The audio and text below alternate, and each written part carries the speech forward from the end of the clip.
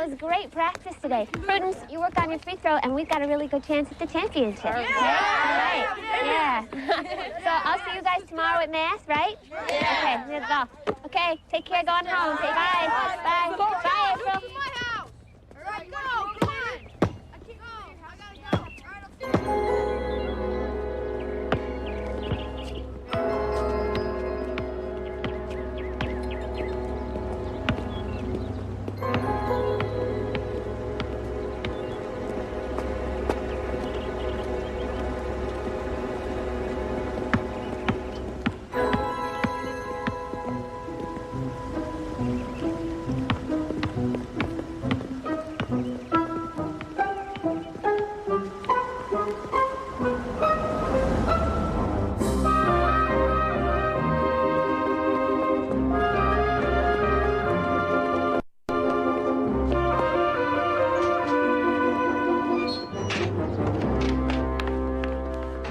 Oh, Steve, good. I need your opinion on Sunday's sermon.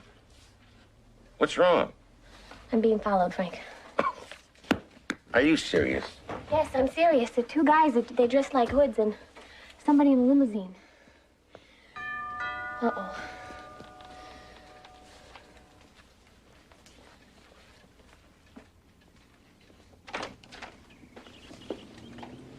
Hello. Can I help you? You Father Dowling? Yes, I am. You got a nun works here named Sister Stephanie? I'm Steve Oskowski. Do I know you? Not a chance. Tell your Sister Stephanie I want to see my daughter. This is Sister Stephanie. Don't play games with me, Father. I'm not playing games. Did Vicky put you up to this? Who's Vicky? My daughter. She was supposed to be home hours ago, so where is she? And where's Sister Stephanie? Look, I'm Sister Stephanie. Lady, you don't even look like her. Boss, call for you. What? Oh, my God. No, don't do anything. Don't call anybody. I'll be right there. Are you all right?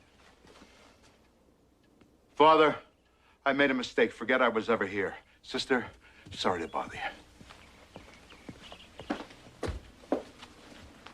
Well, now, what was that all about? I have absolutely no idea. Frank, I know that guy from somewhere. Well, he apparently doesn't know you. Why was he asking for me? I have absolutely no idea. Father Dowling, would you come in here, please? What is it, Phil? Frank, far be it from me to raise a false alarm, but we may have a serious problem on our hands. You know what this is? It's a jar. No, inside the jar, inside the jar. It looks like a white ant. Exactly. Father Presswick? What's your point, Phil? I was in the cellar getting a jar of preserves for Marie when I found this crawling on the wall. I think it's a termite, Frank. Now, I'm not sure if it's a rhino termititae or a calo termititae, but I'm fairly certain it isn't a cryptoterm. They mostly live in furniture. Why, Philip, I had no idea you were such an expert. Taking a class. Why? Chicago is suffering a termite infestation, sister. It's page 1 news. Sorry, I always read the sports section first. The bishop wants me to do a thorough investigation of all of the parish buildings. Frank, they're everywhere. They're particularly fond of older construction. This could be the tip of a very ugly iceberg. I'll know more when I check this out in class. You know, this is really quite fascinating. With all of the research that I've been doing, I'm becoming something of an expert on pests.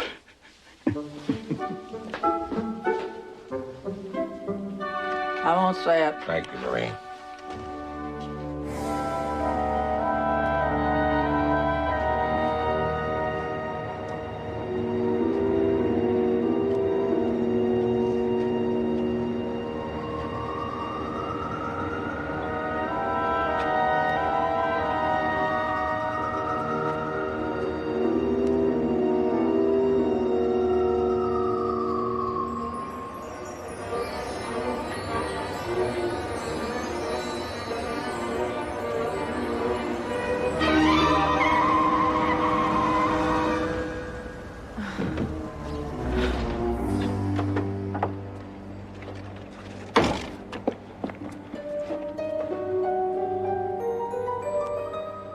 I don't find a way to punch up this Sunday sermon, I'm not going to have any problem sleeping tonight. I'll just read this. Maybe you need some jokes, right?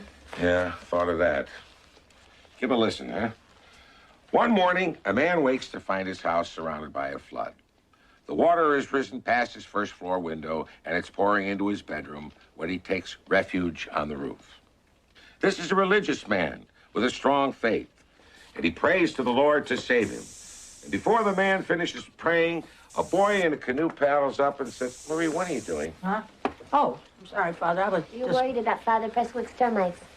No, between you, me, and the wall, sister, I hate bugs. They make my flesh crawl. Me too. Me too. You too? You know, it's bad enough having one bug when you think a whole house full of them. Well, let's just hope that Phil's termite alert proves to be a false alarm. Yeah, well, you're going to see me using a lot of this. Oh. I'll get it, Marie. You just keep right on spraying.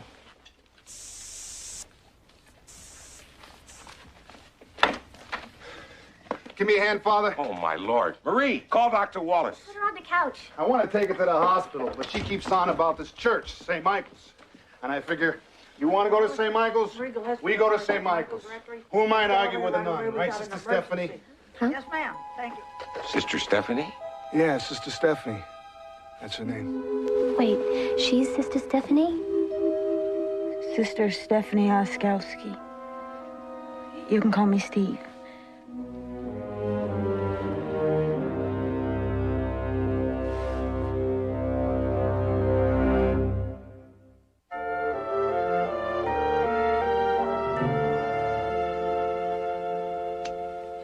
Still dizzy? A little. I think you'll be just fine.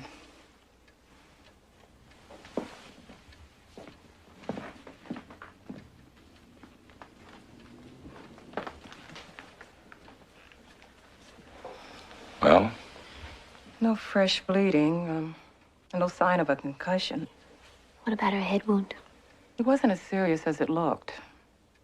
You have any idea what hit her? Whatever it was, it tore the scalp, but barely grazed her skull.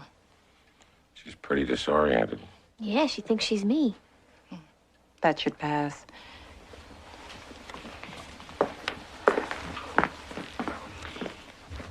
I'd like to admit you to St. Bart's for observation overnight. Oh, please, I don't want to go to the hospital. Can I stay here? I feel safe here. Safe from what?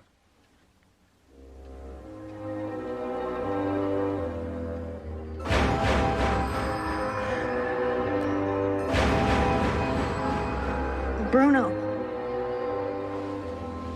Who's Bruno? Is that the man who hurt you? Yes. No, I don't know. I don't know.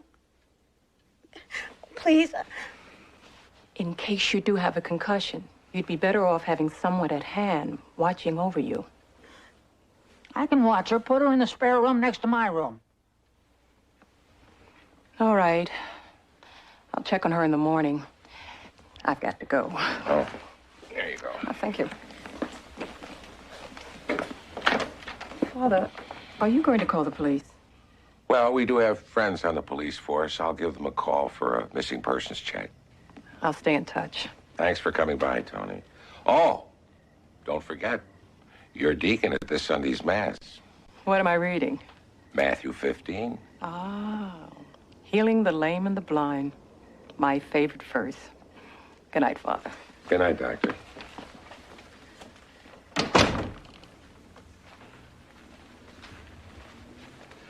Got to get her settled in. Thanks. I'm still a little woozy. You're in good hands.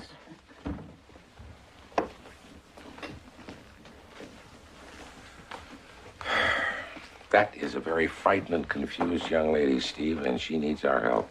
Frightened and confused, Frank. Whoever she is no nun. Well, now, how do you know that?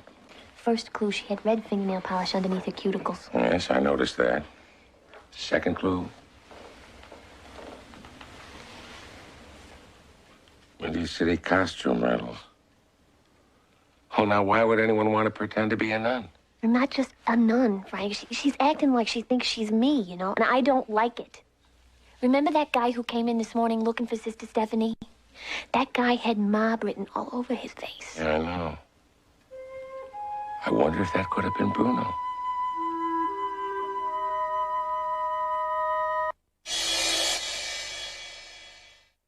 In a time when women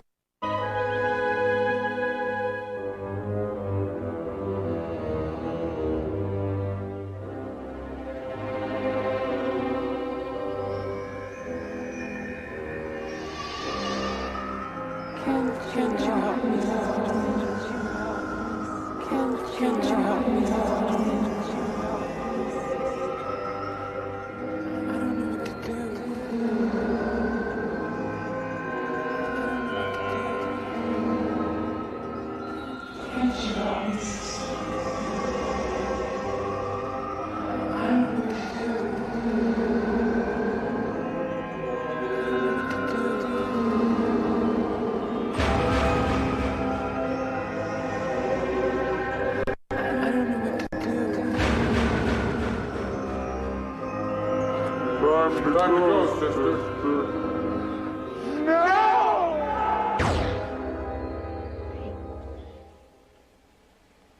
Father Dowling wants us to go for a drive after breakfast.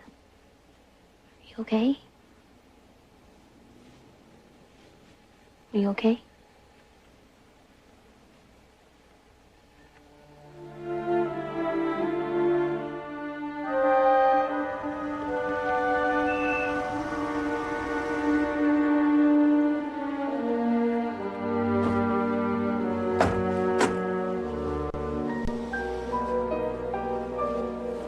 That's the corner of 35th and Western, and this is the spot where the cab driver says he found you. Any of this look familiar? Down here.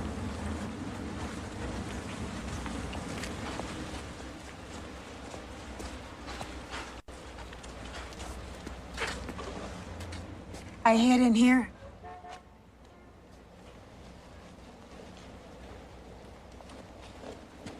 Who were you hiding from?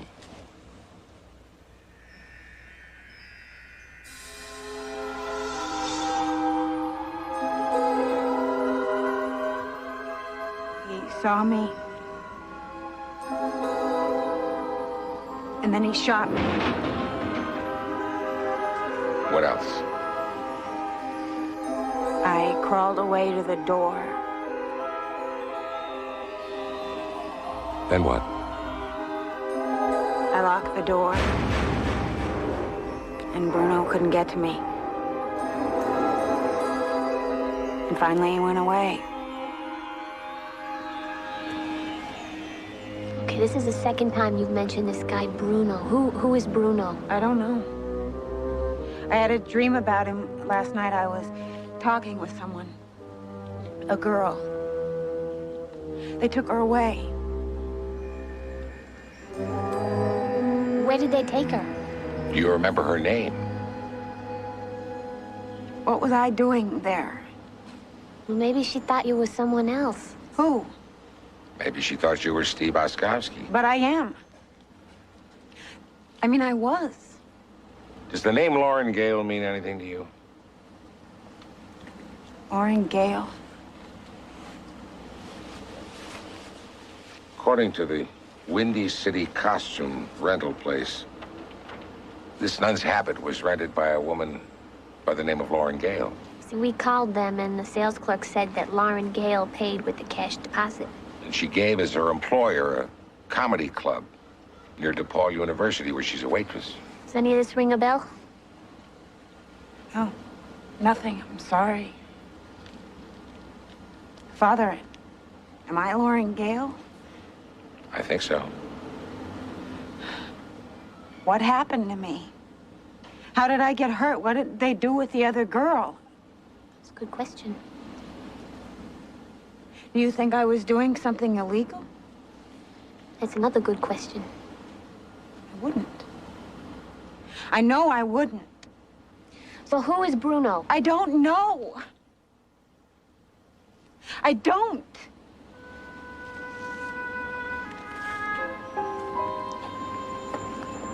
Rick, do you believe any of this? I don't know what to believe, Steve. You have a talk with her. I'm going to look her around.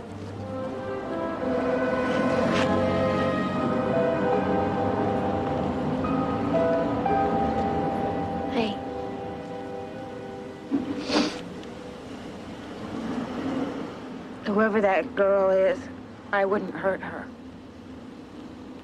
I hope you know that.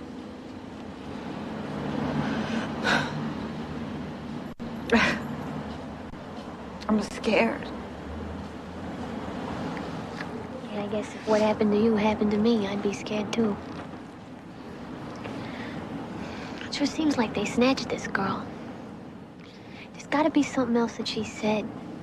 Something you would remember. Can you just try to remember? I can't. But you can. Come on now, concentrate. You can do it. Come on.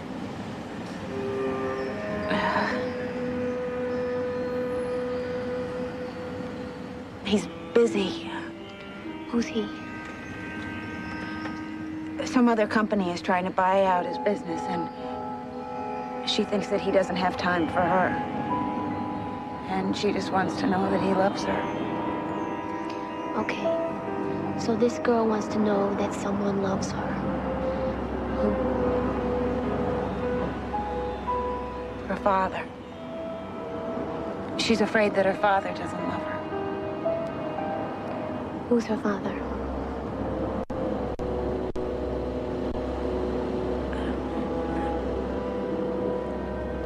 Good job.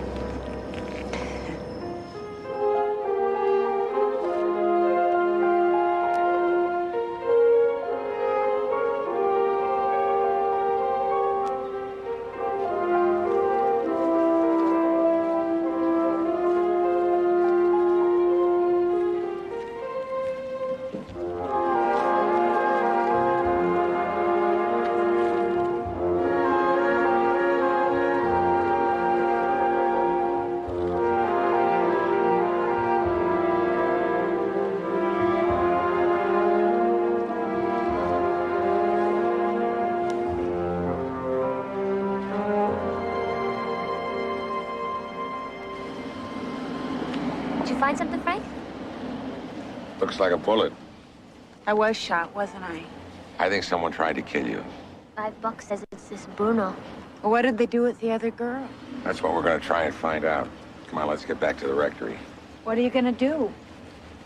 Gonna check out the comedy club where you work. Yeah, maybe they'll know more about what happened to you.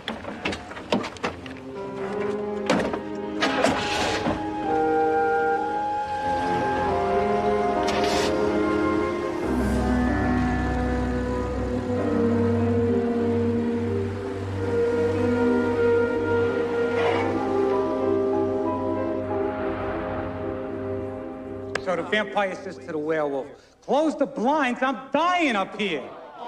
Eddie, Mike, I got an invitation, it's Ed Sullivan. Let's bid goodbye to this special talent. Folks, we got another would-be comedian in a couple of minutes. I'll drink up and order some more. Julie, let's hear some music. Tough crowd. Tougher than sunrise service on New Year's Day.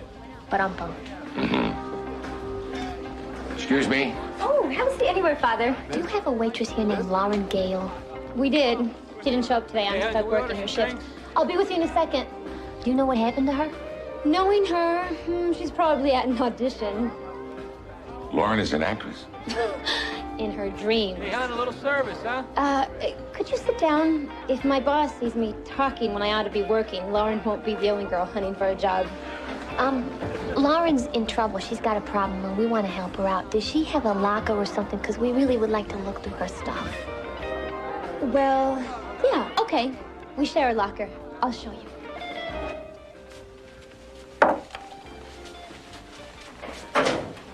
Why aren't you working tables? Mr. Kramer, Nobody comes show backstage except performers and managers. He's a performer. I'm his manager. We're here for the open mic contest. What's with the collar? Clerical humor. You got 5 minutes in front of an open mic. Make me laugh. Steve. Like, all I need is 5 minutes to go through her stuff. Think of it as a Sunday sermon, only funny. Go ahead.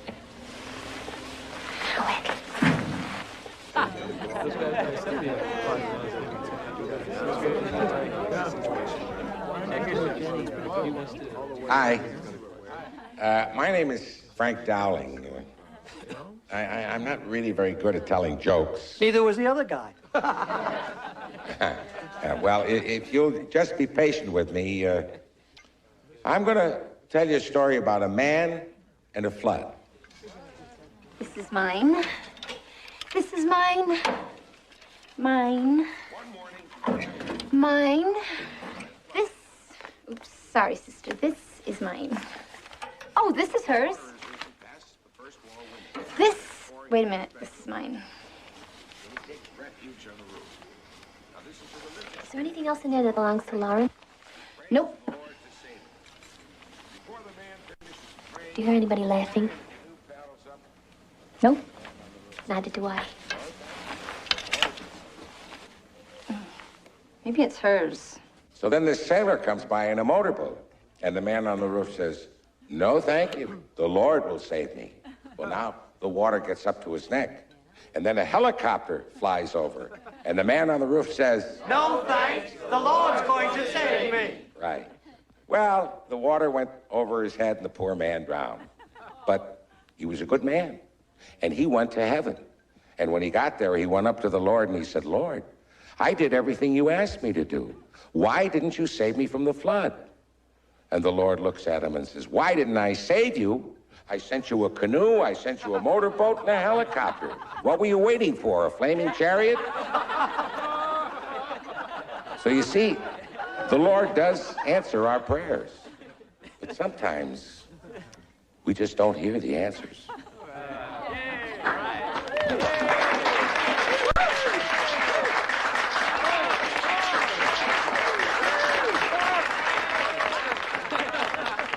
Frank, I got something to show you. Okay. You can start this weekend. Sorry, he's already got an exclusive contract. Father, where can we catch your act? St. Michael's. 2 shows every Sunday.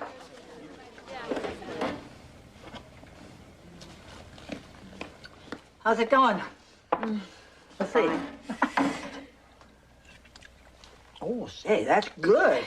What is it? I forget. So what else is new? Well, you remember the recipe, and don't worry about the rest. It'll all come back. Vicky. That was the girl's name. Who was Vicky? The girl in my dream. What is that cooking? We don't know. Having any luck with your termite hunt, Father Presley? They seem to be hiding from me. Out of sight, out of mind. Our greatest enemy is the one we cannot see, Marie. After all, who knows what secret armies might be massing for attack within the very foundations upon which we depend for our support. My batteries are dead. I'll be back later. I have to go to the market for about 10 minutes. You'll be okay? Yes.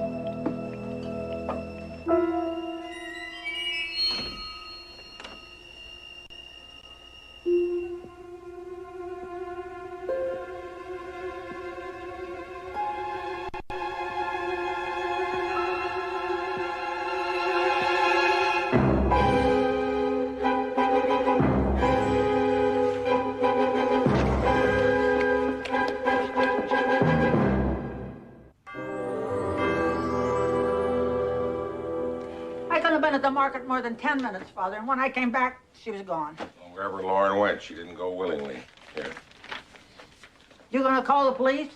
Tell them what, Marie? That somebody spilled a stew pot? We have no proof there was any foul play. And we're not really certain who this girl is.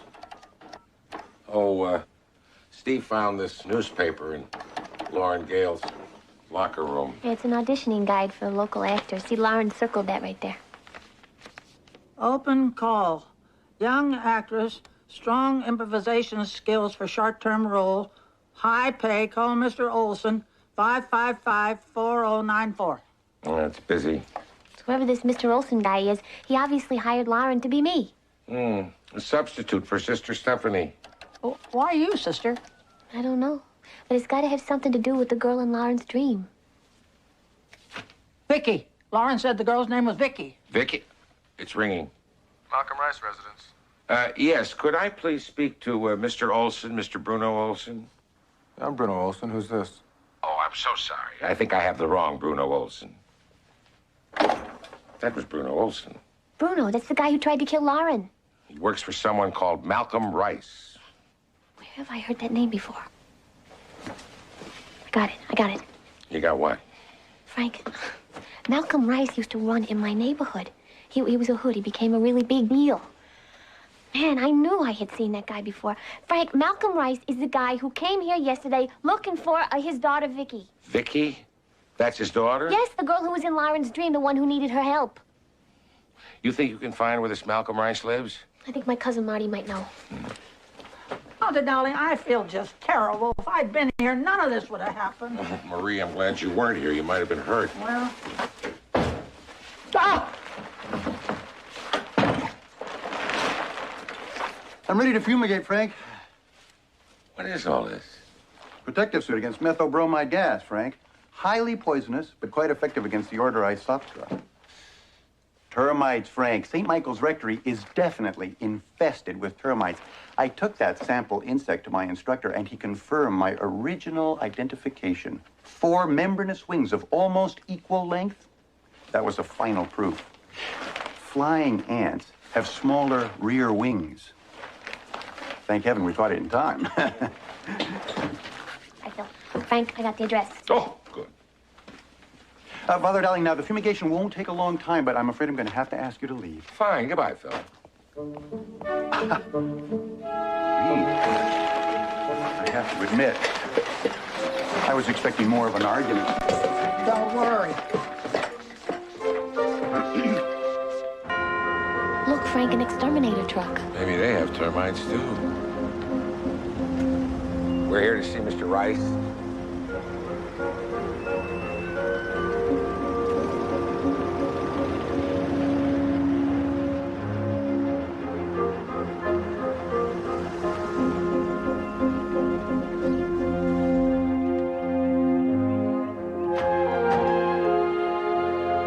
We're here to see Mr. Rice. Go tell him. You got some major bug problem here or something? Mr. Rice owns the company. Best in the city. You got bugs, we whack them out. Case closed. I'll remember that.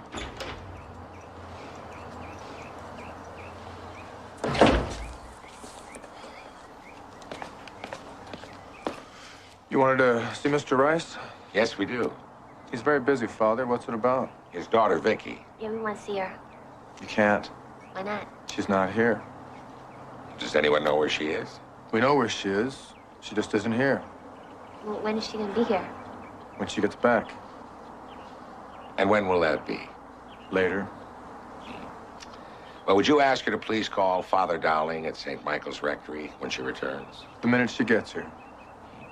Thank you, Mr. Olson. Yeah, thanks, Bruno. Who told you my name? Well, Vicky. Who else? See ya.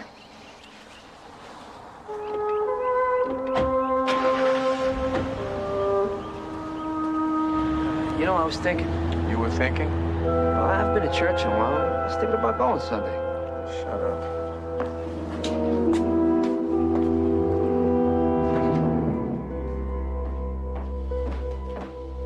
Why don't they call? They'll call. I told them I'd pay. It's gonna work out, Mr. Rice. Who was at the door? Nobody. I'm going out. I'll be back in about an hour. Fine.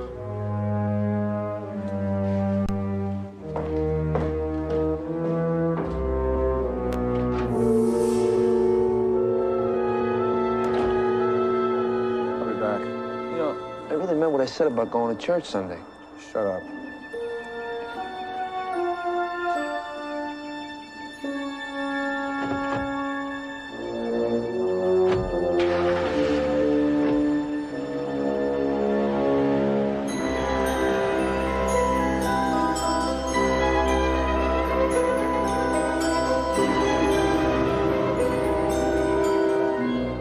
like we spooked him, Frank.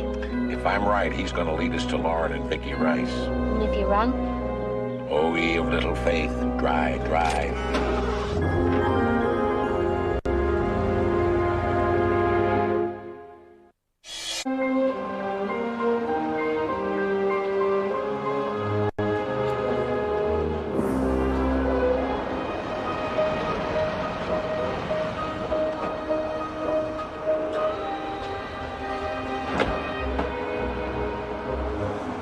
Guys, how's it going, huh?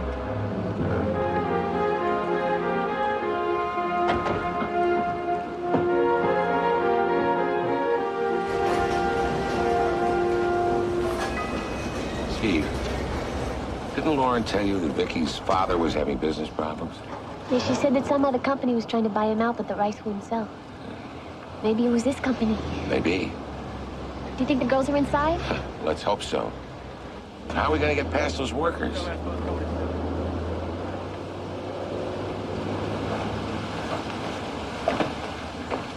Clothes make the exterminator, Frank.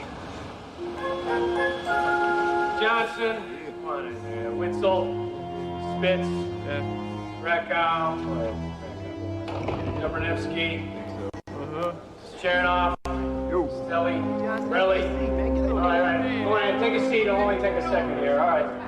Keep it down. Hey, no smoking. No smoking. No.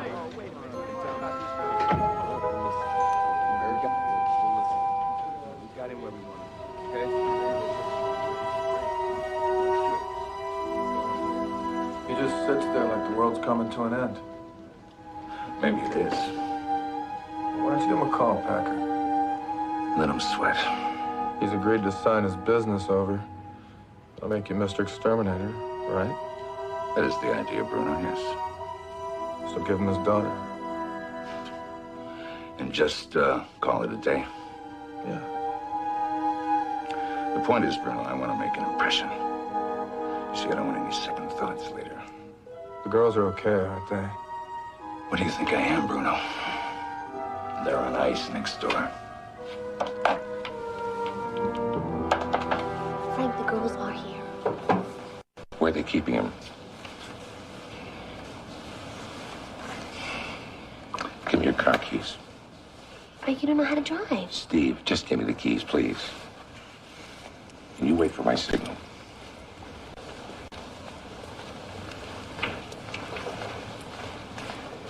There's a station wagon parked at the end of the driveway out there.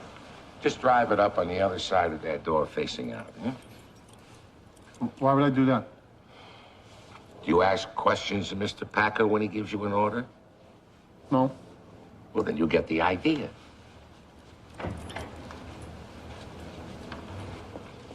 Hey, you. What are you doing?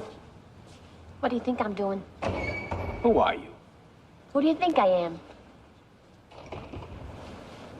Lugman? Who else would I be? What is this, a game show? Come on, everybody's waiting for you.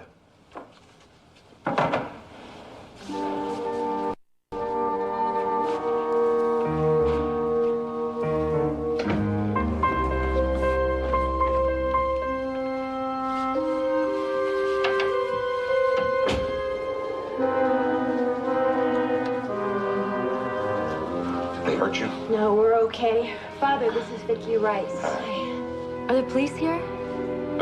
Not quite yet. I'll have you out of this in a minute. All right, listen up, everybody. Dr. Lugman is going to tell us about the African termite. You got any questions, you save them for the end, all right? Dr. Lugman?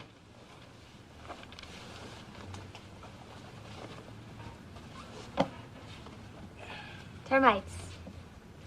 Termites. What do we really know about termites? Personally, I've never met a termite that I liked. But seriously, we're here to talk about African termites, right? Okay. How are they different from American termites? How are they the same? What can we do about them? What should we do about them? And that's just for openers. I entered the Order of St. Margaret last month. I remember now. You're a nun. A postulant. I began to have serious doubts about continuing. Why was that? Do you know my father's background? Somewhat. I didn't know if I was worthy to become a nun. So your father wanted to reassure you with another nun. Someone he heard of from his old neighborhood. Sister Stephanie. But Bruno Olson double-crossed your father. He hired an actress, that's you, as a substitute for Sister Stephanie, so he could set up the kidnapping. This man, Bruno, said I was to be her companion. Sort of a bodyguard. By the way, how do you plan on getting us out of here?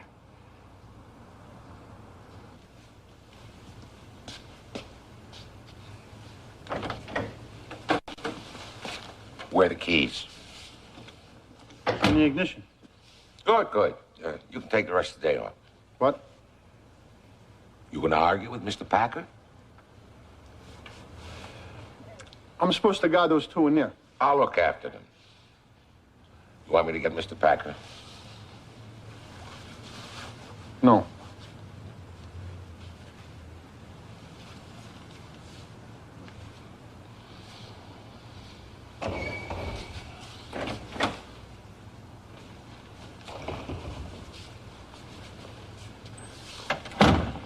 So the best way to deal with the African termite is to use methyl bromo gas. And for that, you need a special suit and goggles. Dr. Lugman, that's all real interesting. But I think I speak for the rest of the guys when I say what we really want to know is, how do you breed them? You want to breed termites? Yeah, that's the whole idea. Breed them, spread them around, hire out, kill them. And Mr. Packer calls it managed supply and demand. Excuse me, doctor, but you're wanted for an emergency infestation consultation downtown. Sorry, pest alert, gotta go. Hey, wait, Dr. Lugman, what's the best way to deal with the African termite? Step on it. See ya.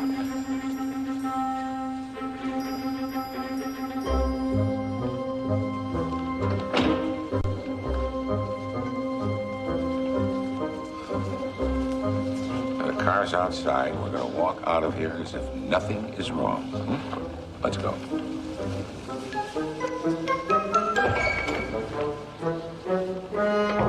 Father Dowling? Sister Stephanie? Phil, what are you doing here? I brought in some samples for analysis.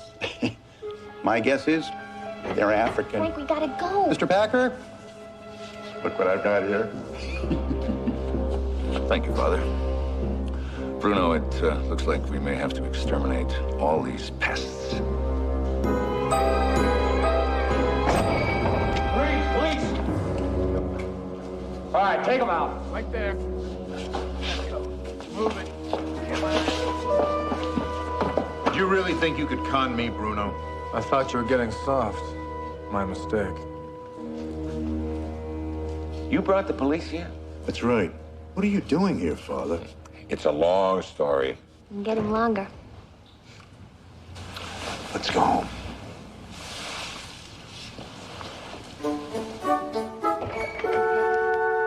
Frank, what is going on? Why have the police arrested Mr. Packer? Why, Phil, I thought this sort of thing was your specialty. Pest control, Phil. Pest control.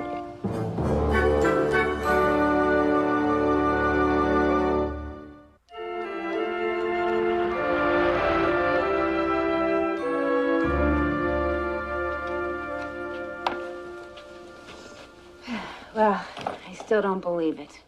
My first acting job, I get shot, lose my memory, and almost get murdered. I'm going back to Nebraska while I'm still in one piece. Oh, there's my cab. You take care of yourself. You too. You too. Bye. And thanks. Goodbye, Father. Oh, goodbye, Lauren. God be with you. I hope next time you have better luck.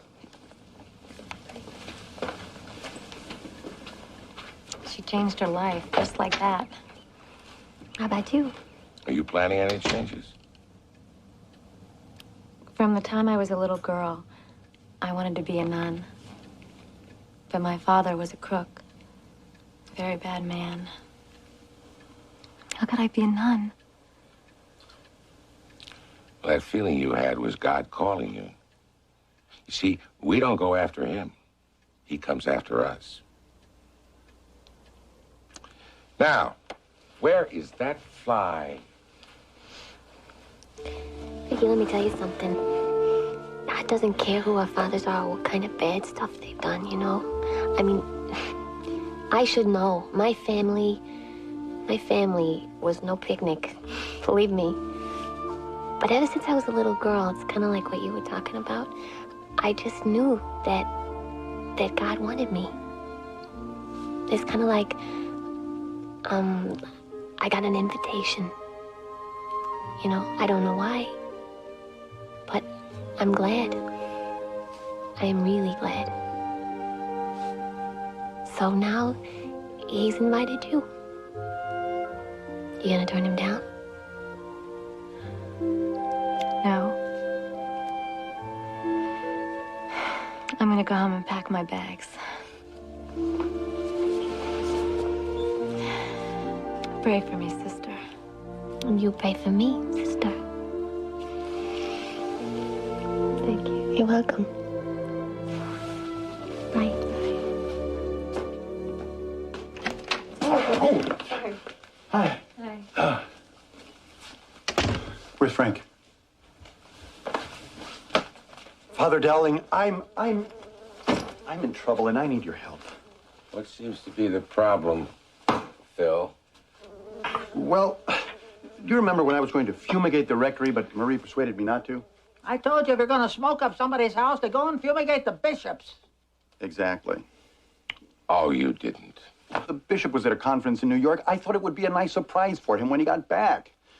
But I must have used too much gas because the carpet, the curtains, the wallpaper. Frank, I didn't realize fabric would dissolve like that. They say the smell won't come out for another 2 weeks. So the bishop and most of the staff have taken some rooms at a seminary in Evanston, and I thought that for political reasons, it would be wise if I didn't join them.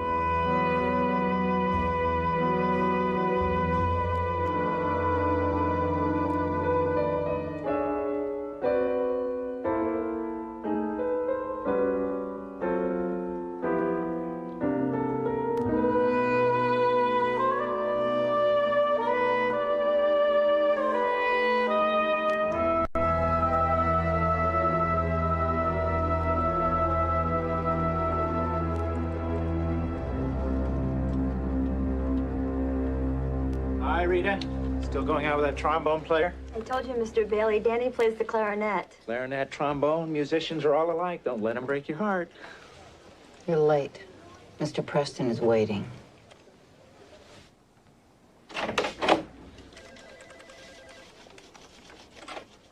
This meeting was called for 2, Donald. Sorry I'm late. Lunch ran a little long, but I think I managed to close the mint and rubber account. Good. The 3 of you have been with me since I took the company public 10 years ago. Because of our close working relationship, I felt I ought to inform you personally. I've agreed to an acquisition offer from Argyle Petroleum. What? When did this happen? Oh, it's been in the works 3 weeks. I closed the deal Monday.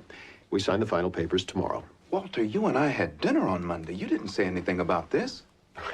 Elliot, I knew you were working on your research and development proposal for next year. I didn't want to upset you. Where do we stand in all this? I'll stay on as a consultant. I'm sure you'll all be offered positions as well. What kind of position? Argyle Petroleum already has division heads. Anything Argyle offers us is going to be a step down, if they offer us anything at all. You're under no obligation to accept any offer they may propose. Walter, you always said you were going to retire. Right, and when you retire, we were supposed to receive 7-figure bonuses. So you sell the company, come out ahead, and we end up with nothing. Walter, you offered those bonuses instead of profit participation or stock options. Reread your contract, Tim. I promised you nothing. Preston, who the hell do you think you are? You can't get away with this. Take it easy, Don. You're gonna live up to your word, damn it! Get out, Don. Get him out of here before I call security.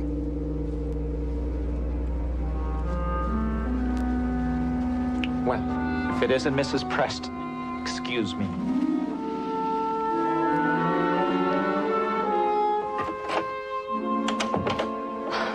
Darling, what was that all about? Business, just business. But it's all finished now. Unfortunately, I have to stay here for an overseas call. I'll join you at the restaurant later.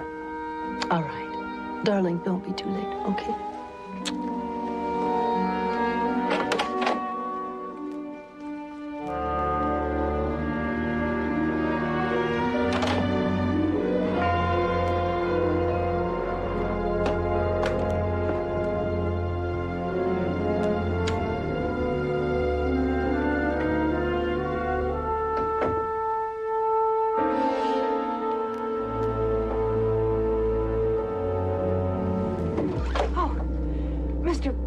You startled me. Edith, what are you doing here? My reading glasses. I was halfway home, and then I realized that I didn't have my reading. Never mind. Come on, I'll walk you down. I read for an hour every night before I go to sleep. I'm reading Dickens now. Bleak House. I just love Charles Dickens, but I never could get through Dombey and Sons. The style of the writing is just Good night, Edith. Oh. Good night, Mr. Preston.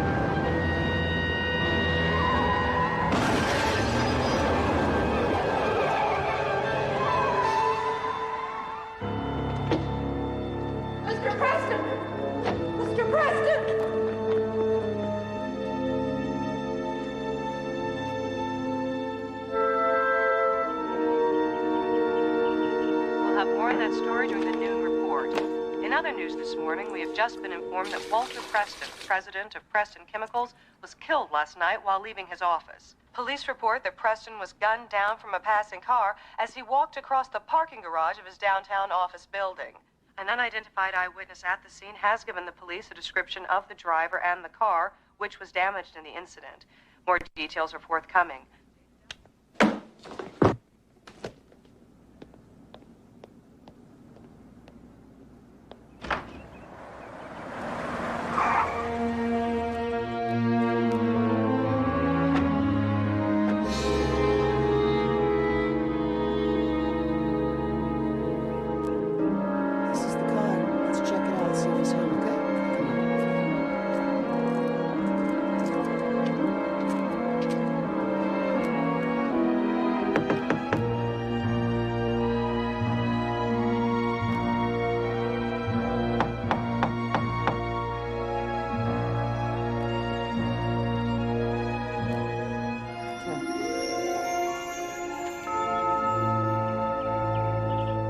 Father, I don't know where to begin. Take your time. I'm Don Bailey. I haven't been here in a while. I don't know where else to turn. What's troubling you? A man was killed last night. Murdered. And I believe whoever did it used my car. When the police came by this morning, I panicked and I ran. I didn't do it, Father. I swear I'm innocent. What shall I do? There's only one thing you can do. Cops should be here any minute.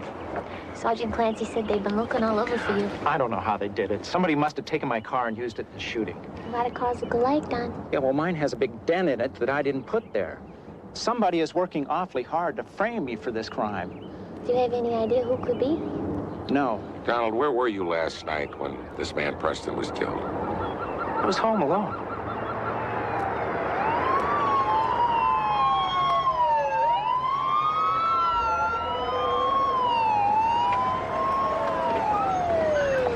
You Don Bailey? Yes. Okay, fellas. Father?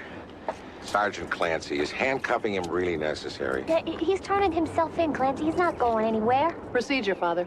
Read him his rights and book him. I'll contact your lawyer, Don. Thanks for the call, Frank. Clancy, I have known Donald Bailey since he was a boy. Now, it's hard for me to believe that he's capable of murder. He had a terrific motive, Frank. What's the motive? Preston was selling the company, and Bailey was losing his job. Well, killing Preston killed the sale. So you're saying he killed the guy to save his job? Ah, gets better. Walter Preston's death activated a bonus plan worth $2 million. Donald Bailey just became a rich man. That's a pretty good motive for murder. I don't believe it. Believe what you want. I have my suspect. I'm satisfied. How can you be so sure? We have an eyewitness who saw your friend drive up to Walter Preston and gun him down. So save your sympathy for someone else, Father. Donald Bailey is guilty as sin. You should pardon the expression.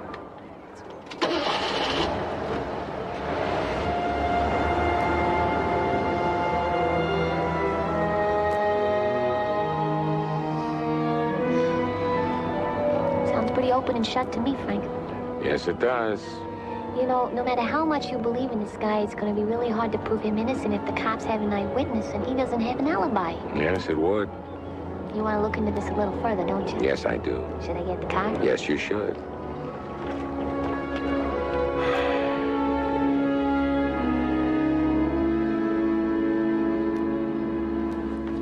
Walter Preston was the finest man that I've ever worked for.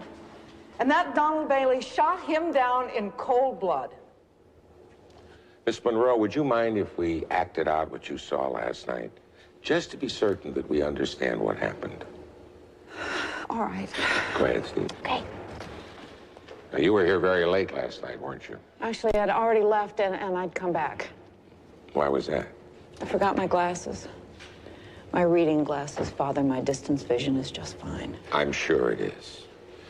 Now, what exactly were you doing at the time of the shooting? Well, my car was about here, and I was unlocking it.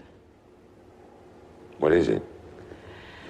The light wasn't very good. I couldn't see the keyhole, so I put my glasses on, and then I got in the car. Please.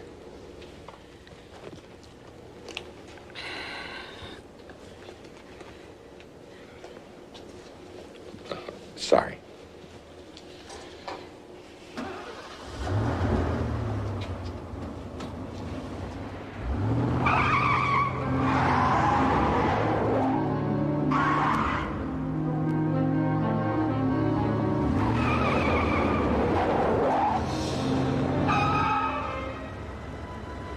What did you just see, Miss Monroe?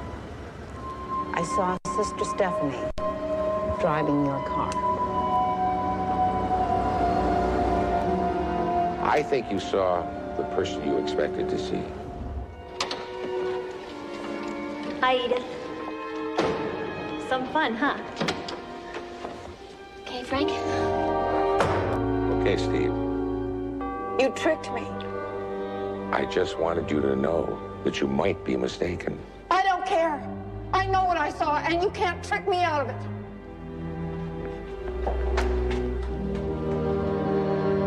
Thanks, Rita. Edith couldn't have seen me shoot Walter. Without her, the police don't have a case, do they? They'd have to let me go. I'm afraid it's not that simple, Don. Edith Monroe is convinced that she saw you, and that's how she's going to testify. And then there's a problem with your car. The police lab says that the paint on the side of your car matches the paint that's on the cement pillar in the garage. Oh, God, Father. Oh, what am I going to do? Don, can you think of anyone else who might have benefited from Walter Preston's death? Elliot Wagner, Tim Shannon, I suppose. Elliot is head of research and development. Tim is in charge of finances. They both had the same bonus plan that I did. Do you think that either one of them could have killed Preston? Sister, the police think I killed Walter. If I could have, they could have. The car. The car was parked out in front of your townhouse.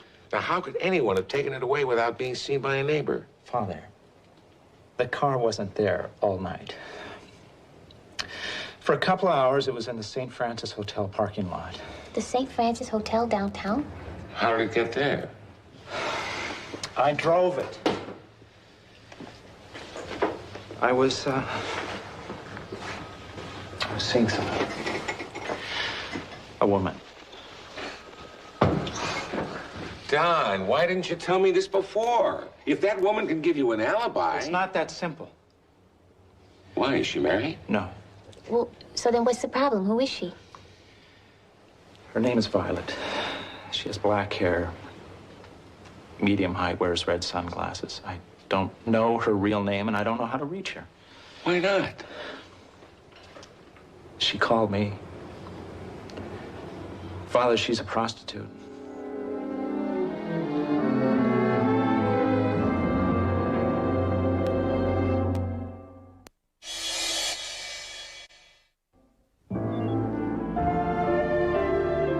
You know, ever since this whole thing started, I had the feeling that Bailey was acting a little bit strange. Now we know why. Guilty conscience? You wouldn't tell us where he was last night. We gotta find that girl, Steve.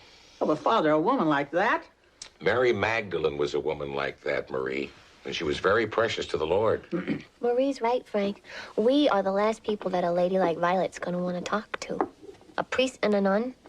We go cruising the St. Francis Hotel downtown, we are never gonna find her. Yeah, I suppose you're right. What about those two other guys from Bailey's company? Shannon and Wagner. They both had the same motive for murder as Don Bailey. You better have a talk with them first. Sister Stephanie? Hello, Phil? Father Dowling. Bye, Phil. Marie, just the person I wanted to see. What do you mean? What do you want? Well, the bishop has asked me to arrange a reception for Jonathan Harris. He's our Catholic Layman of the Year.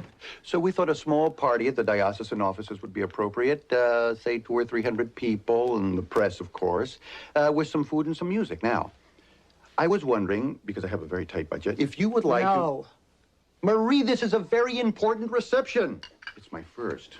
Oh, Marie, I need to prove myself, and I need to be on budget, and I haven't the slightest notion of where to begin. I need your help. The Lord helps those that help themselves, Father.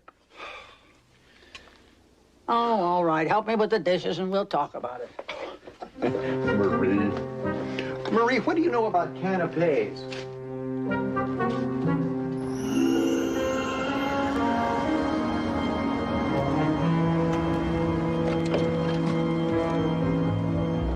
Frank, I'll see you in about an hour.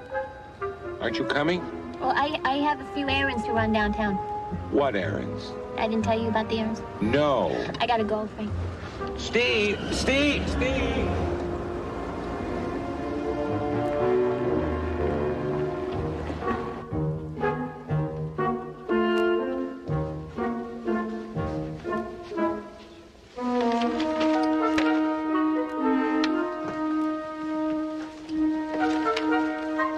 Hello, Rita. Oh, hi, Father. Listen, that little masquerade of ours, that didn't get you in any trouble, did it? What, with Edith? No, we never got along anyway. She thinks I talk too much about people in the office. So, how's the case coming? What's your next move? Well, I'm hoping to have a talk with Tim Shannon and Elliot Wagner. They're in a staff meeting now. big changes now that the boss is dead. They shouldn't be long. I'll wait. Okay.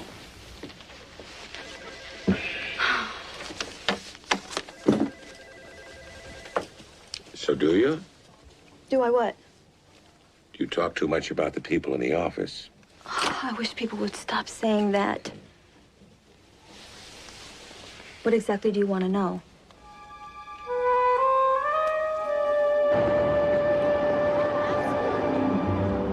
So I say to this guy, look, you want to push somebody around? You've got the wrong girl, baby, because I'm done with this scene, right?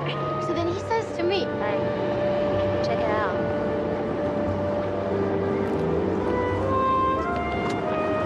Hi, I'm Steve. I'm a friend of Violet's. Black hair, red sunglasses, you know her? You know her? It's not. Well, I'm just gonna go, I'm gonna go over there.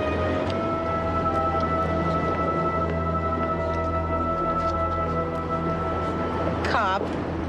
Definitely. Excuse me. Can I help you? Oh, Mr. Shannon, I'm Frank Dowling. I was hoping we could talk about Walter Preston. I thought his family was handling the funeral arrangements. I didn't know Walter was a Catholic. Well, actually, I'm here on behalf of Don Bailey. Oh? I understand you've taken over his department. Don can't do too many sales from prison. You think he's guilty? Of course he's guilty. Edith saw him do it. So she said.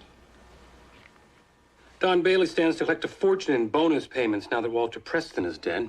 So will you. So will Elliot Wagner. What is your point? I'm just curious about a few things. For example, I notice you're quite a sailing enthusiast. All my life, I've raced everything from dinghies to 12 meters. You must miss it. Your subscription ran out 6 months ago. I don't find a lot of time for reading lately. Or sailing, for that matter. I heard you had to sell your boat to meet some gambling debts. All right, Father. What's this all about? Donald Bailey wasn't the only man to benefit from Preston's death, Mr. Shannon. Yesterday, you were in debt, facing financial disaster. Today, you're a rich man. Now, that's quite a change of luck, even for a gambler, don't you think? Father, if you don't mind.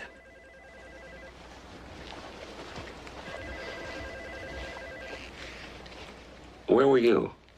What? Where were you last night while Walter Preston was being killed? That's none of your business. You may have to tell the police. I will if they ask. Goodbye, Father. Bye.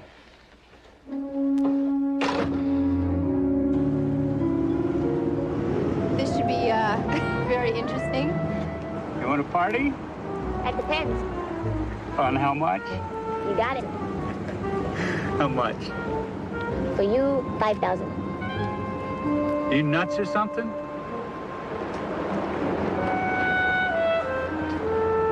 This chick's bad for business. Definitely.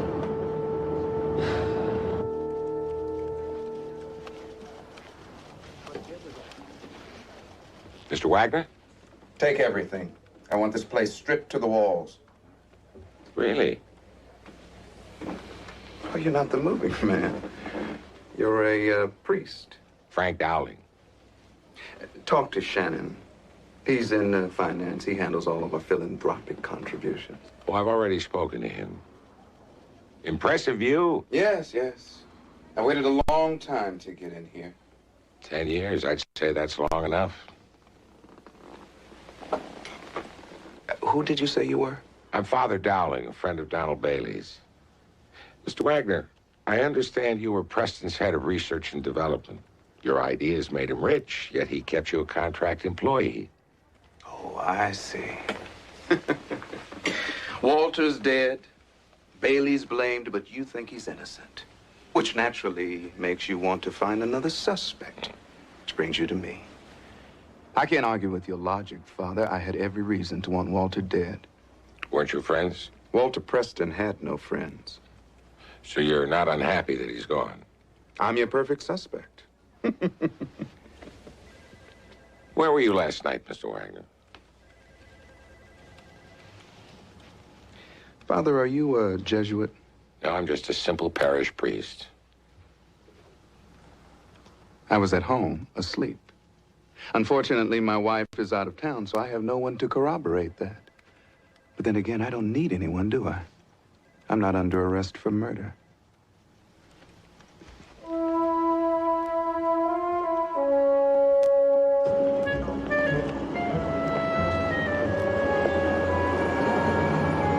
Come on, Violet, where are you? Why don't you split? She's scaring off the train. Hey, ladies. You busy? Why? Want a party? Maybe. What's your name, cutie pie? Dawn. Dawn, my favorite name. Yours truly, Jake, is in room 111. Stop by. Maybe I can make it worth your while. Catch you later. Not if you go up there, you won't. Come here. Come here. I think I know that guy, honey. Hey, you, Steve. Come here a second.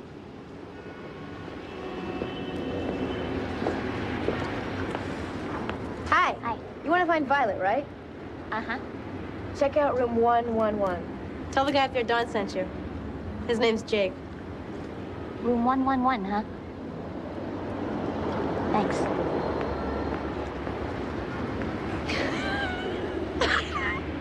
Who says there's never a cop around when you need one? It's open.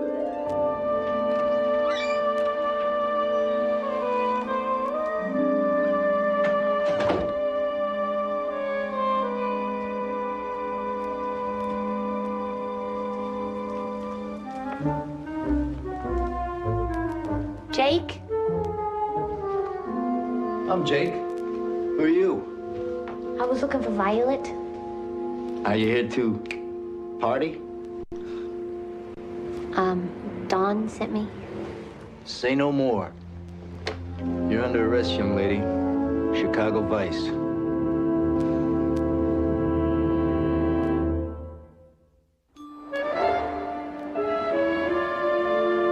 Next time you want to do some missionary work downtown, sister, don't dress like a native.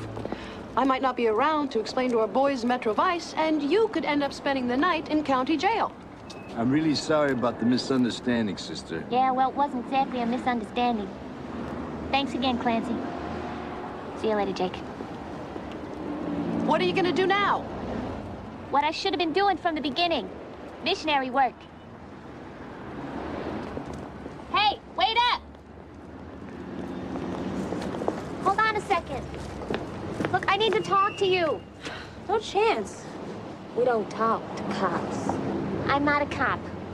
I'm not a cop, and I'm not one of you guys either. I'm sorry I wasn't more upfront about this from the beginning, but I need your help. I'm looking for this woman named Violet. See, there's this guy, he's been accused of murder, and Violet is his only alibi. You're not a cop. No. So what are you then? I'm a nun. Listen, you guys had lunch?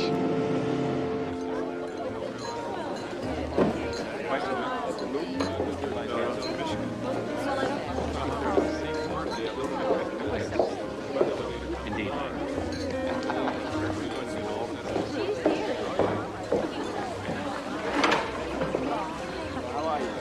Sorry.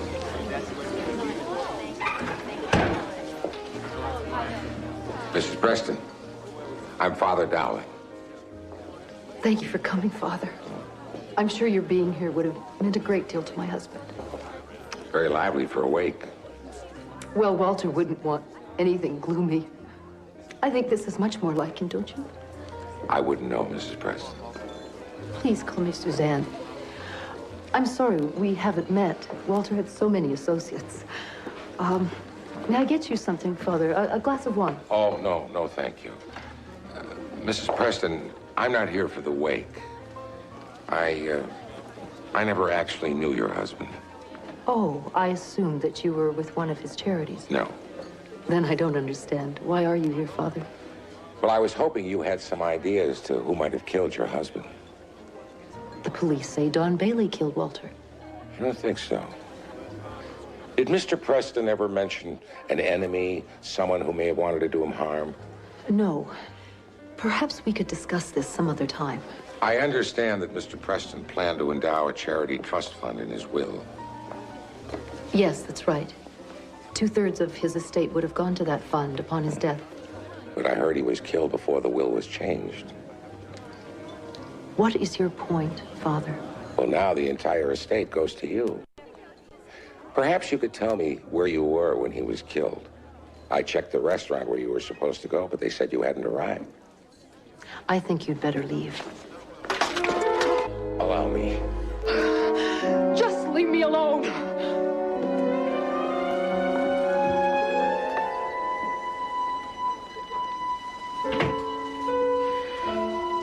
Must have been something I said. Violet. Black hair, red glasses. No, doesn't ring a bell. What about you guys? I gotta find her. Okay, well, we'll put the word out. This was great spaghetti, Mrs. Gillespie. Thank you. My mother used to make spaghetti like this. Every Saturday, she'd get all the kids together, you know. We make up a big pot. You miss your mom? Sure. She miss you too? She does. My dad never wants to see me again, which suits me, because I never want to see him again either. So don't go back. Well, you don't have to be out on the street either. What am I going to do, go live in a convent? I did. How old are you, Don? 18. You know, I'm not saying you need to become a nun, but I have plenty of friends that'd be happy to give you a place to stay for a while, you know, till you work things out. It's kind of lonely on the street. Yeah? What would you know about it? Be surprised. Sister Stephanie here practically grew up on the streets. And from the sound of it, her father wasn't much better than yours. You ladies want some pie? Oh, no thanks. If I had another bite, I'd burst. Besides, we gotta go. Yeah. Thanks for lunch. Sure. For the chance to sit down. My feet are killing me. Oh, well, you should do what I do. I always soak my feet in hot Epsom salts water. It really helps when you're on your feet all the time. I'm not on my feet all the time. I just want to say I'm sorry for what happened back at the hotel today. Don't worry about it. Sometimes I get myself into trouble. Most of the time. Whoa. Oh, Sister Stephanie. Oh, thank you. Father Presley, what is all this stuff? Oh, this is party supplies for the Catholic Layman of the Year reception. I've got balloons, napkins, cocktail napkins, party favorites. You know, it's really quite extraordinary what you can get for a party these days. I've also made arrangements for a caterer and a florist. The one thing I'm still not certain about is, do I need entertainment? Ah, what is a party without entertainment? Are you an entertainer? Well, that's what people tell me. Really? You do parties? Why, parties are my specialty, Father. I'll tell you what. If you want to know how to find me, call the St. Francis Hotel. Ask for Michelle. Michelle, okay. And, they'll know where to get in touch with me. Oh, excellent. Thank you, Michelle. See you, sister. We'll keep an eye out for Violet. All right, thanks. Listen, think about what I told you, all right? If you ever get too lonely out there, you know where to find me. Thanks.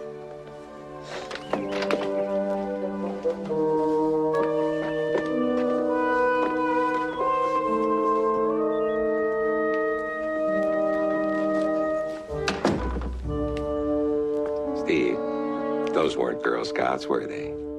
Not exactly, Frank, no. Yeah.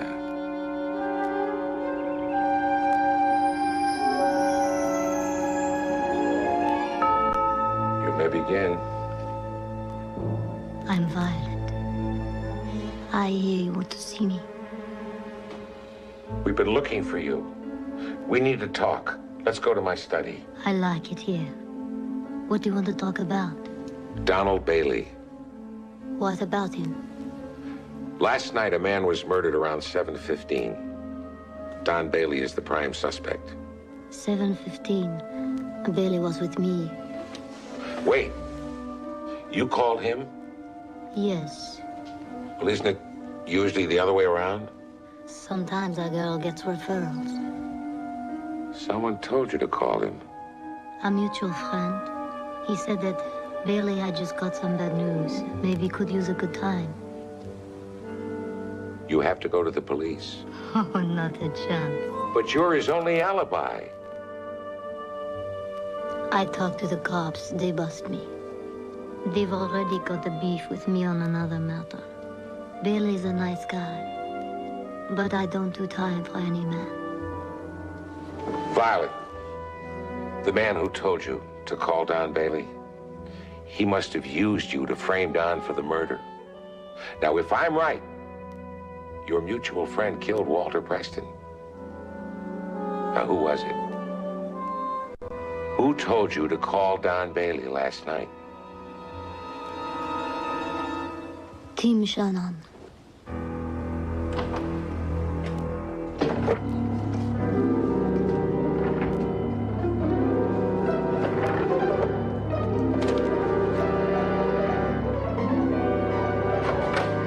Drop it. All right. Wait, what is going on? Father Dowling. I think ballistics will find that Walter Preston was killed with bullets fired from that gun. No, officer, this isn't my gun. I just received a phone call. Somebody said they put it in my desk, that I was being framed. Mr. Shannon, you're under arrest. Oh, my God. Read him his rights outside. Please, wait. You don't have to handcuff me. This is a mistake. Please.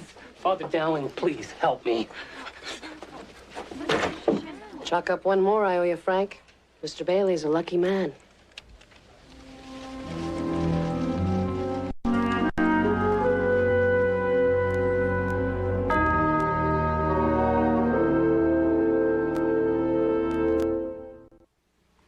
I would like to propose a toast to freedom.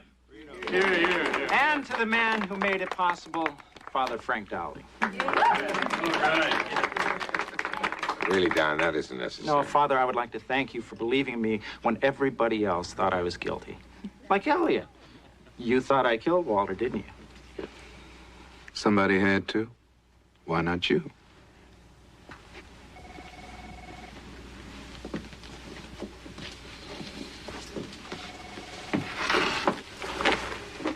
Are you leaving? I can't work here. Not with that man. Are you still certain that you saw Donald Bailey shoot Walter Preston? What difference does it make now? You found the real killer, Father. It's over. Congratulations.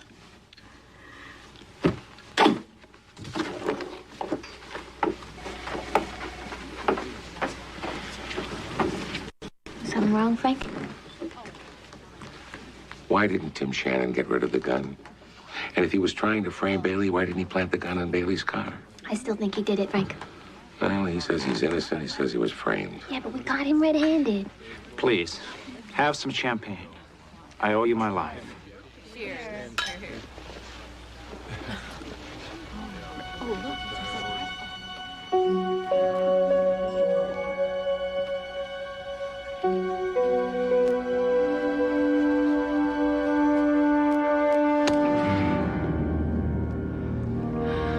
Maybe you didn't kill Walter, but don't dance on his grave. Don't let me spoil your fun.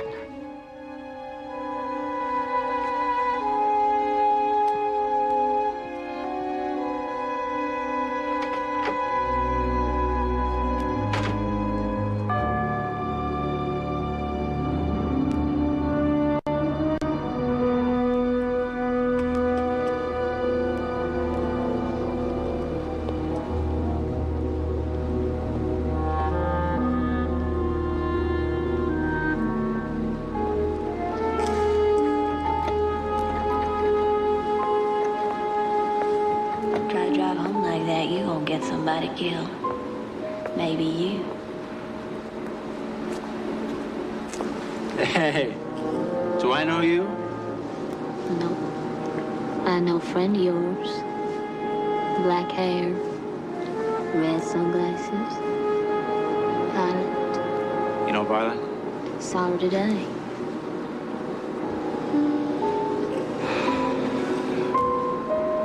Really? Outside a church. Yeah, I heard she was there. Now Violet drives a real expensive car. Where do you think she went? Can't imagine. This big house on Lakeshore Drive. Mrs. Preston's house. Now Violet and Mrs. Preston live in the same house. How do you think they manage that? What do you want? Police don't pay much for this kind of information. I thought maybe you'd pay more. I don't know what to say. You'll think of something. I'll meet you at Mrs. Preston's house in 1 hour.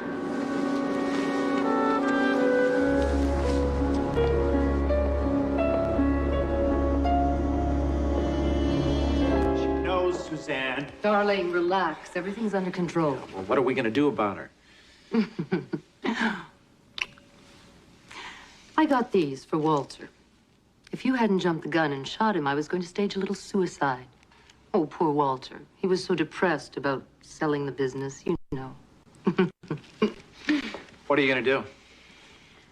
Dear Dawn, do you realize how many prostitutes die of drug overdose every year? What's one more?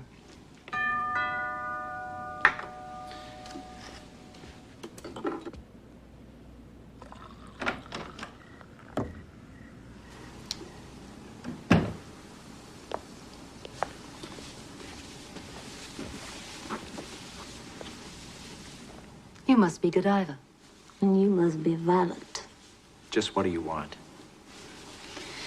The way it looks to me, two of you have been having a little affair. The both of you killed poor old Preston together.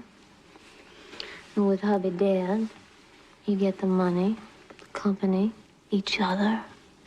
You'd have everything.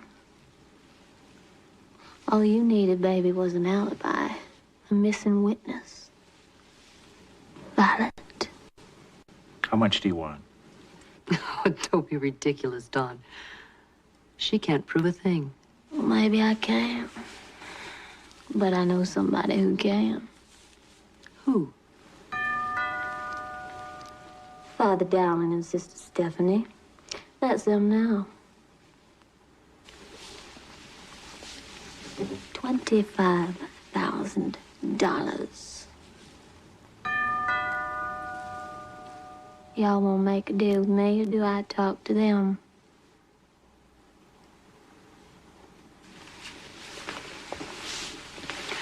Wait.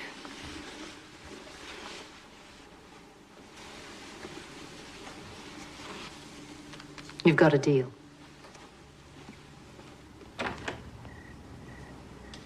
Father Dowling, what are you doing here? I know it's very late, but Sister Stephanie and I got a phone call from some woman, and she asked us to meet her here. Said it had something to do with your husband's murder. Is this some kind of joke? No one's here? At this hour? No. Good night, Father. Good night.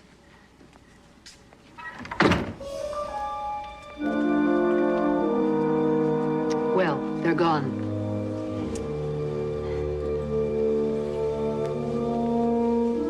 To our little secret. 25 G's. To a long and healthy life. To the Cubs winning the pennant. Are you going to drink or not? Everybody freeze! Took you so long.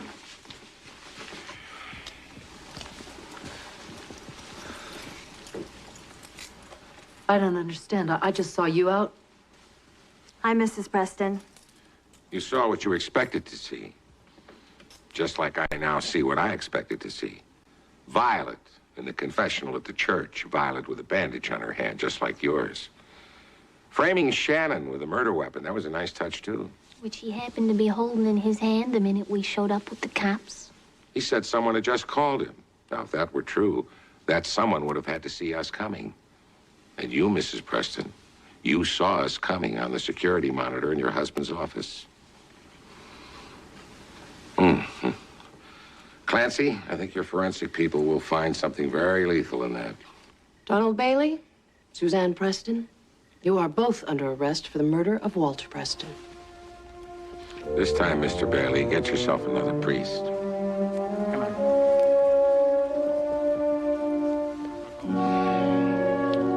Sister Rita, Sister Godiva, let's get out of here.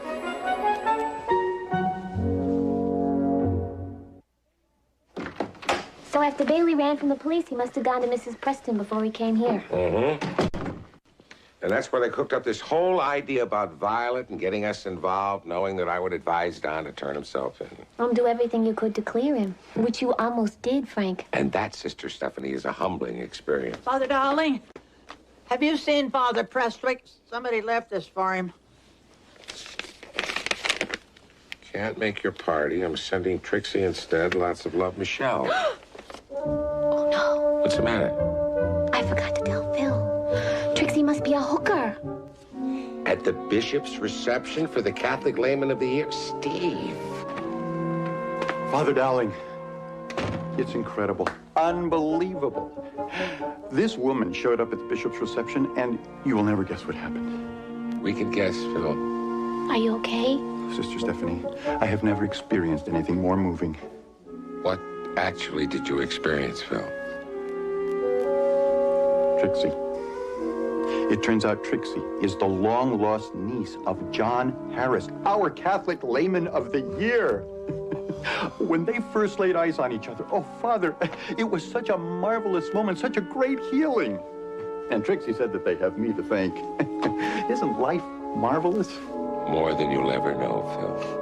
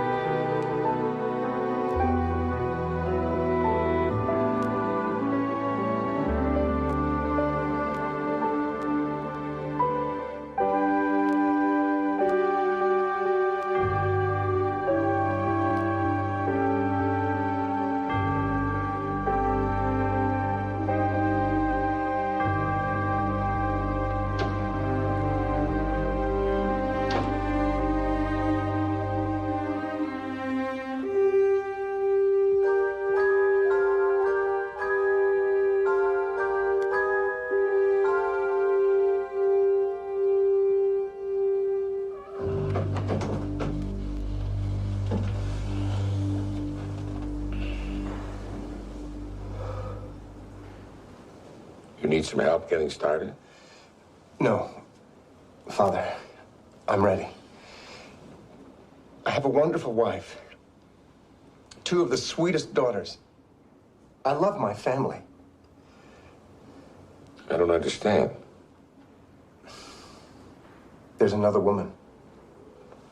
Now I understand. Every morning I tell myself I'm going to break off the affair. And then I see her again, and I just can't. I don't know what to do. I understand your turmoil, my son. Tim. My name's Tim. I won't leave my wife. But I just can't give up Rita. This Rita, does she love you? I don't know. And you love her? I can't get her out of my mind. And if I see another guy so much as look at her, I get insanely jealous. That's not exactly love. You love your wife? Yes. I always have. All right. Suppose we start with a full confession. I can't. I'm not Catholic. I was, but I'm not anymore. Well, why don't you come to me? I'm your son.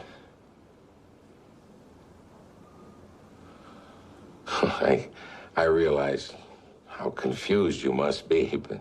My mother was Mary Ellen Connell.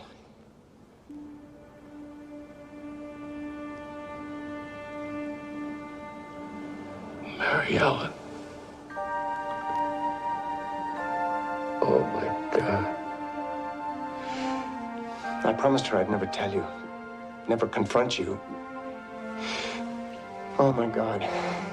Now I'm breaking my promise to my mother. I'm sorry, Father. I've made a terrible mistake coming to you. Wait, come back. Tim.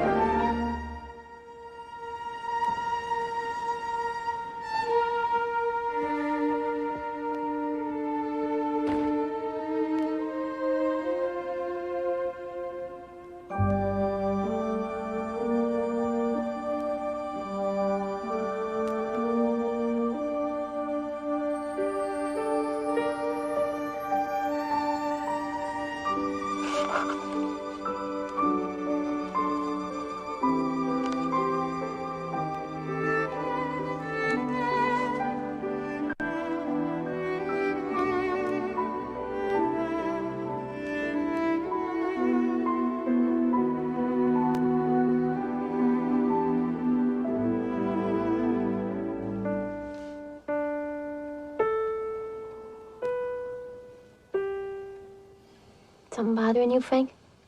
Oh, I'm just a little tired, that's all. You twisting your ear. You only do that when you're really upset. You don't miss much, do you, Steve? Frank?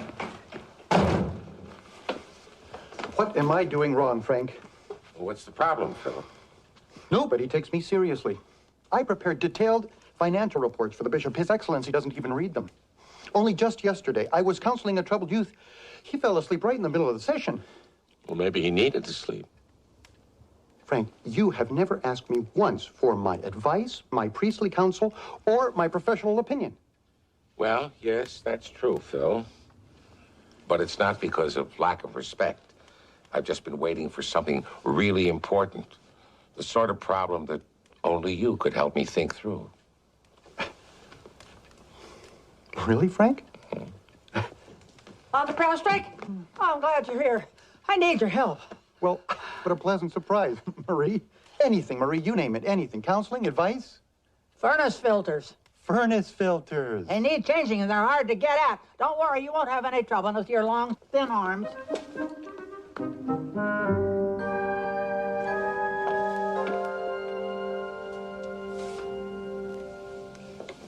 Did you see Cammie's artwork?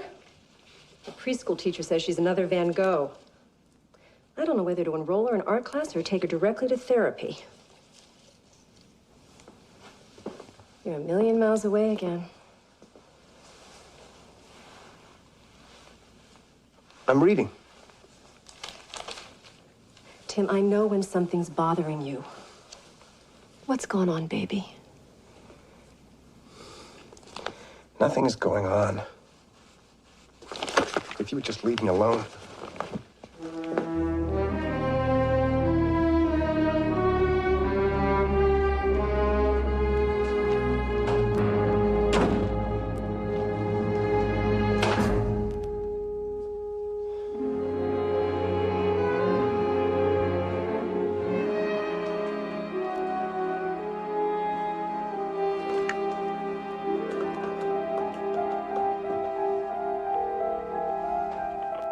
Hi, it's Rita. I'm not here right now, but if you leave your name and number, I'll get back to you. Bye. Rita, where are you?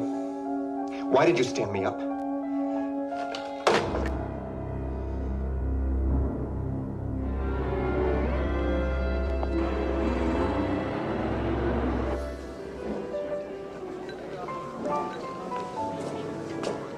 Why are you alone, Rita?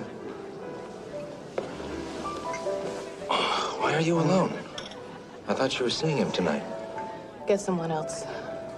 I'm fed up, Malone. But honey, I'm depending on you. You got this guy hooked. All you gotta do is reel him in. It's not that simple.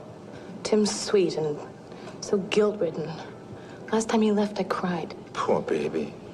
I quit, Mike. I can't do it anymore. Trust me, Rita. You don't want to quit me. Am I making myself clear, babe?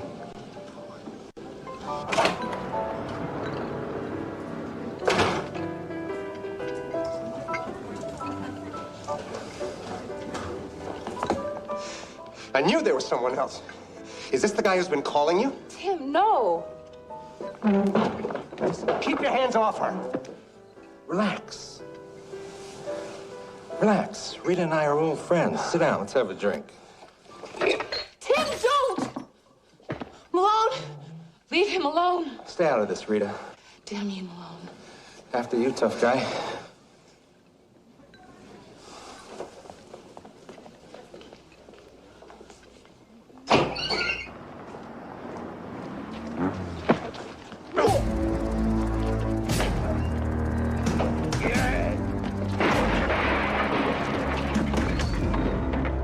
Garbage.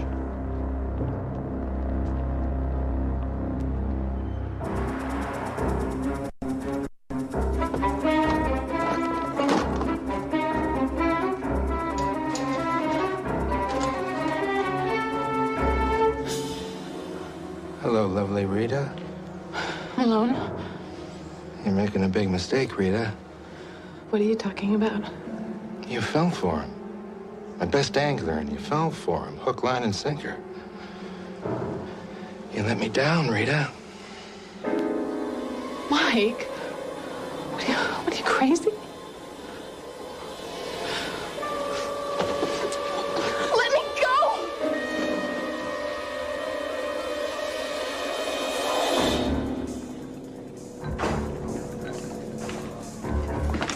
Where's Rita? She left. Where'd she go? How do I know?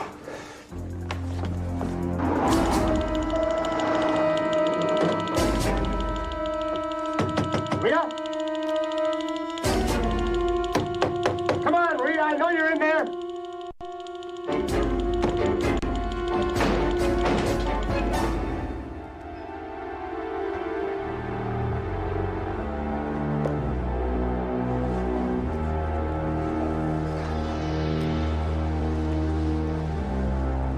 Oh, my God.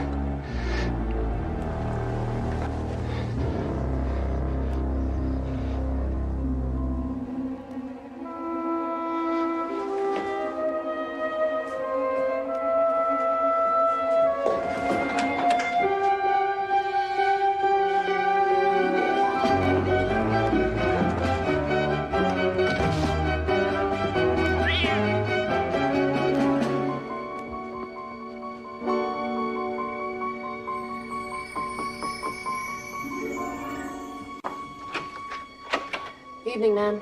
We are looking for Tim Connell. What's going on? We'd like to speak to Mr. Connell. Mr. Connell? Mr. Connell, when was the last time you saw Rita Winters? Rita Winters, I must have seen her at work today. A bartender at a club insists that you were with her earlier tonight. Could we talk about this somewhere else, please? Sure.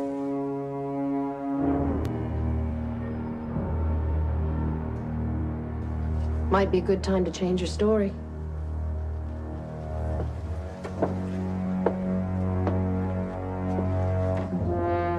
Rita's neighbors saw you running away.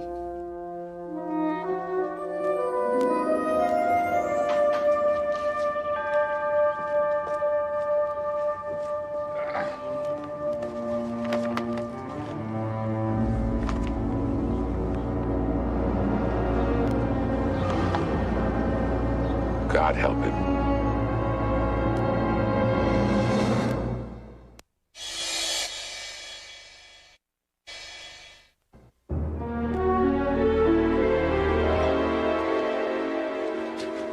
Tim. Father, I didn't kill Rita. I swear it. I couldn't. I believe you. And I'll do whatever I can to help. Thank you. What I told you yesterday, it shocked you, I know. I'm sorry. Oh, don't be. It took courage for you to approach me. I promised my mother I'd never tell you. Coming to me was the right thing to do. How is your mother? She passed away 2 years ago.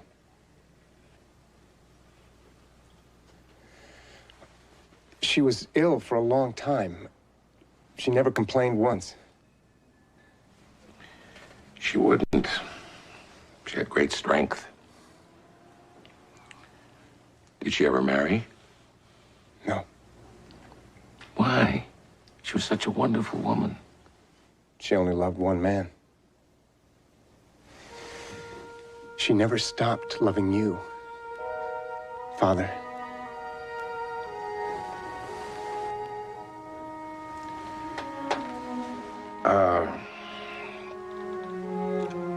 Don't give up hope.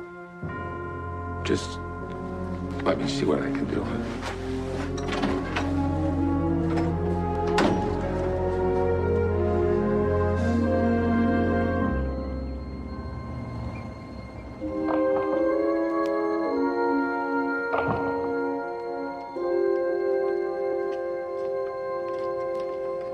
So what are you thinking, Frank? Women like Rita don't have affairs with men like Tim without expecting something in return. We need more information on Miss Winters. So you think this guy, Tim Connell, is innocent? Yes, I do. Okay, Frank. So what's up? I mean, I know this is an interesting case and everything, but the guy is not a member of the parish. In fact, he's not even Catholic. And you said yourself you hadn't met him until yesterday. A year before I entered the seminary, I fell in love with Mary Ellen Connell. We were both counselors for a parish youth group. Last thought I had in my mind was falling in love, but there we were. A young seminarian and a devout Catholic girl, deeply in love. Go on, Frank. Well, I decided not to enter the seminary, and I asked Mary Ellen to marry me. What'd she say? She said yes. We went away for a week. We couldn't be happier.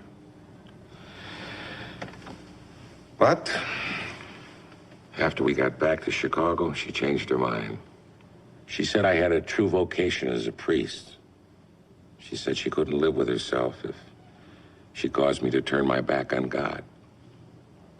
I tried to persuade her that I could serve God as her husband, that we could both serve him. But once Mary Ellen made up her mind, well, a few weeks later, I entered the seminary. And after a while, I knew she was right. I had a vocation. You never saw her again? No. had a chance to, but every time I thought about seeing her, I'd become afraid. Afraid of what? I don't know. Maybe my feelings, maybe hers. Mary Ellen Connell. So then Tim is her son. And mine, too. Oh, Frank. So sad. So sad for everybody.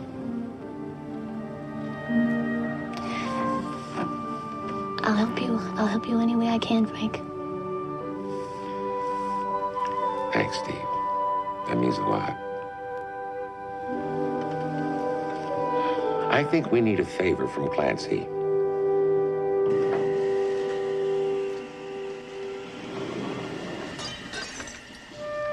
Sounds like we're not the only ones interested in Rita. Police!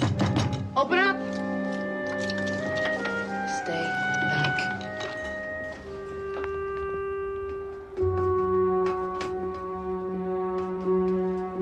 Window.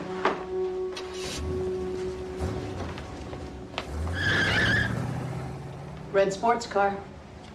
We must have surprised him. Well, my guess is he was looking for something personal. How do you know, Frank? Well, the furniture's been moved around, but none of the drawers are open. Maybe he lost something in his struggle with Rita. Like what? Well, you're the detective. Could have fooled me. Let's hope we scared him off before he found it.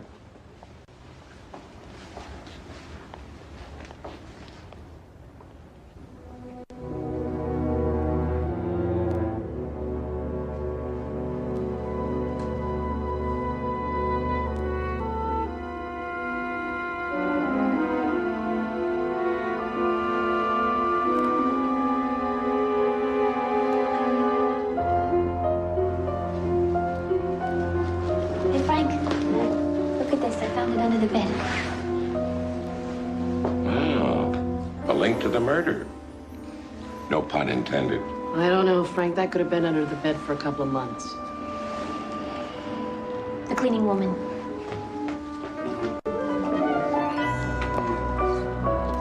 So the cleaning woman swears there was nothing under the bed when she finished.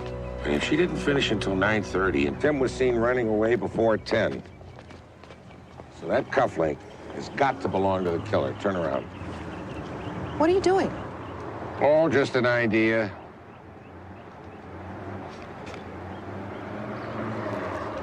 Here, Clancy, you take this as evidence. It may turn out to be very important. Frank, leave this case alone. We already have Rita's killer. I don't think so. Why are you taking this so personally? Clancy, please. Come on, Clancy. He wouldn't ask if it wasn't important. All right. I'll take the cufflink.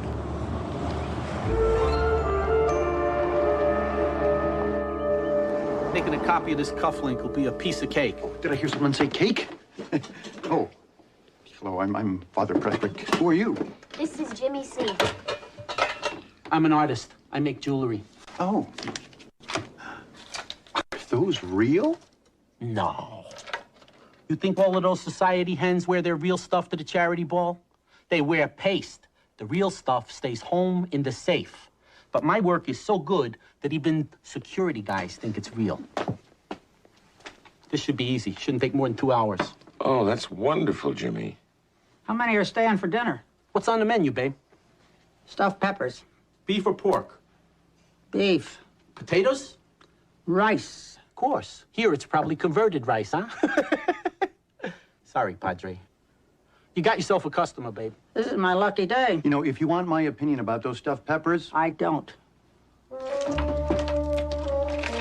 You see, Frank?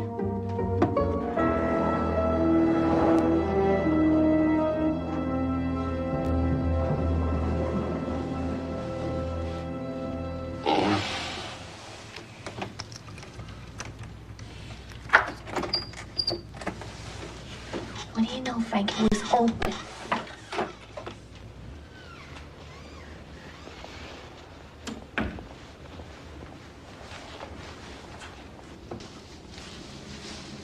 Do you really think he'll come back, Frank? He has no choice. His cufflink is a clue. He's going to want to recover it before somebody else finds it. Now we've got this fake cufflink with Jimmy C's mark on it. When the killer comes back to get it, it's gonna prove to the cops that he's the guy. Well, it ought to. It looks like he's ahead of schedule.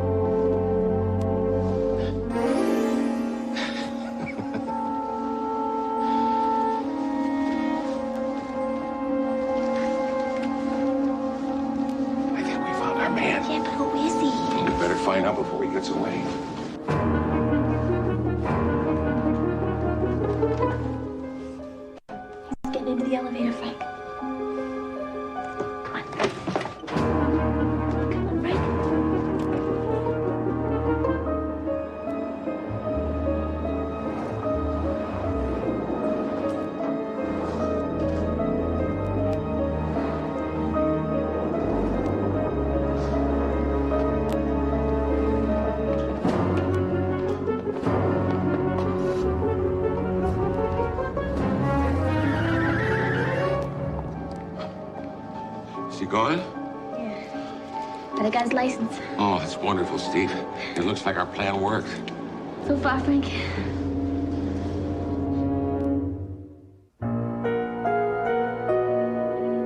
No, thanks a lot, Jerry. I appreciate it. Bye. So Jerry at the DMV traced the license plate back to Bill Crawford. You got an address? Ta-da. Let's go.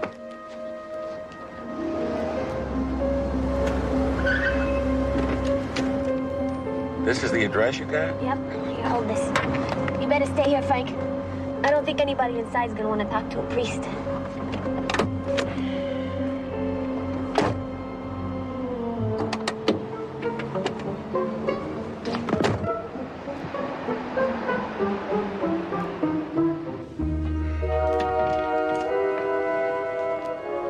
Excuse me.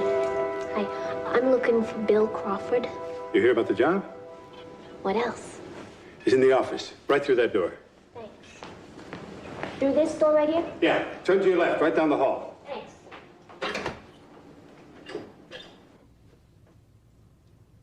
I don't like this, Malone. Particularly when they can trace you to me. What if somebody saw you? Nobody saw me.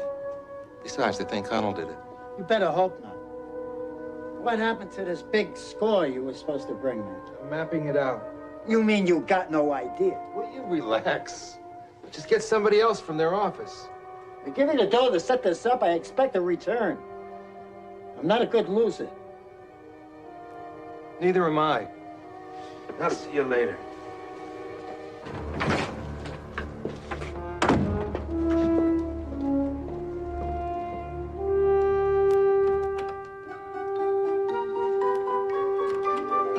Can I help you, sweetheart? Oh, I was looking for Mr. Crawford. I'm Mr. Crawford. Oh, hi. I'm here about the job. Oh, yeah? Yeah. You ever bartend before? I'm the best. You call 'em, I mix 'em, no limits.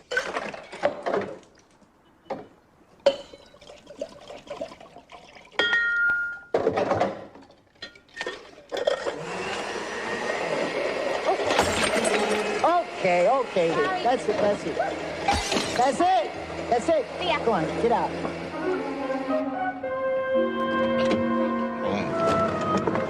The guy with the cufflinks is named Malone. Now, he and the guy who run this place are involved in this deal that had to do with Rita.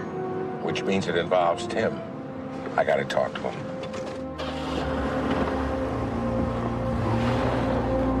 I met her at the office 3 months ago when she started working there. She was from Detroit. She'd been living at that residency hotel since she moved to Chicago 6 months ago. Do you have any friends or relatives in Chicago? Nobody that I know of. She never mentioned anyone outside the office. What office is that? Universal Management Services. I'm the chief accountant. She was a secretary. I don't know what else to tell you. Except that she was very interested in money. How so? She made it very clear that she was looking for a nicer lifestyle than I could ever provide for her. How could I have let this happen? What's wrong with me, Father? Tim. God has seen your remorse and has forgiven you. Now you have to forgive yourself.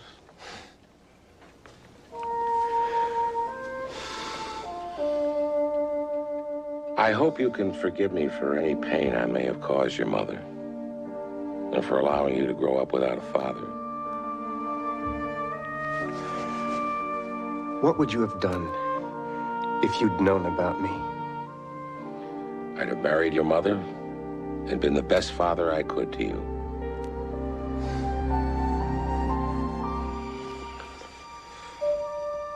Do you like baseball? I don't like baseball. I love baseball. What a coincidence. I went back to the apartment and found this notebook and Rita's things. Do you know you two twist your ears exactly the same way?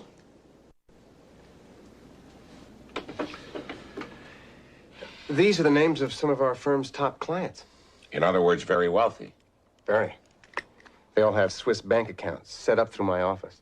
And how do these clients gain access to the money in their accounts? It's really quite simple. We have a system of secret access numbers, and they're stored on a computer disk. Where do you keep the disk? In a safe in the office. And who's got the combination? The president of the firm, the senior VP, and of course I do. Hello.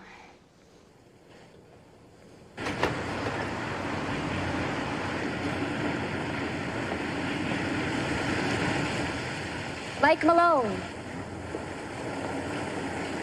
Do I know you? No. But Rita told me all about you. Rita and I, we didn't have any secrets, you know. Rita had a big mouth. Fortunately for us. You know that little business deal that you and she didn't finish? I can finish it for you. Yeah? How? I work with the senior VP. Very closely. You might even say that we have a relationship, you know. I can get anything I want from him. Anything we want. You know what I think, little girl? I think you're bluffing. You don't have any idea what you're talking about. Rita never confided in you. My mistake. I thought you were interested in the computer disk with the Swiss account access codes. Do I detect an interest? Oh, I'm interested, little girl. But let me warn you. People who think they can play games with me pay a very high price for that mistake. So if you're not playing straight, I'll send you the bill. Understand? Well, why would a little girl like me lie to a big, strong man like you?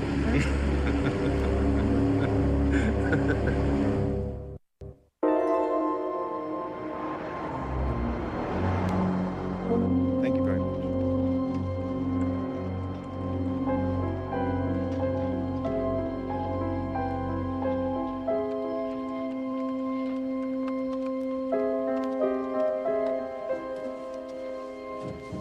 Just like Tim said, Frank, that's Bates' office. Bates is at lunch. His secretary leaves at 1 o'clock, which means that we've got between 5 and 10 minutes until Bates gets back. 5 or 10, that's all.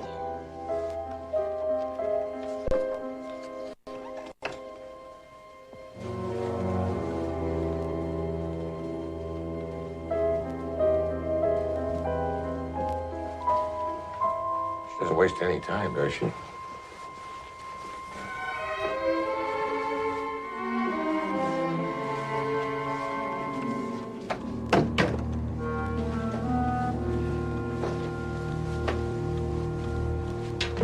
Steve, shouldn't that be longer? Frank, this is what the well-dressed businesswoman of today is wearing. Okay, if you say so. I'm ready. Good luck. I'm gonna be outside. Yeah.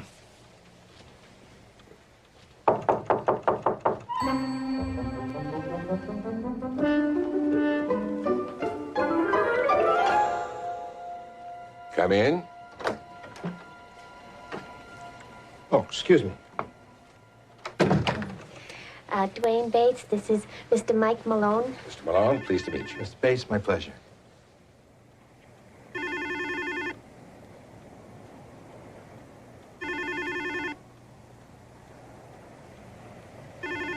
I think you should get that.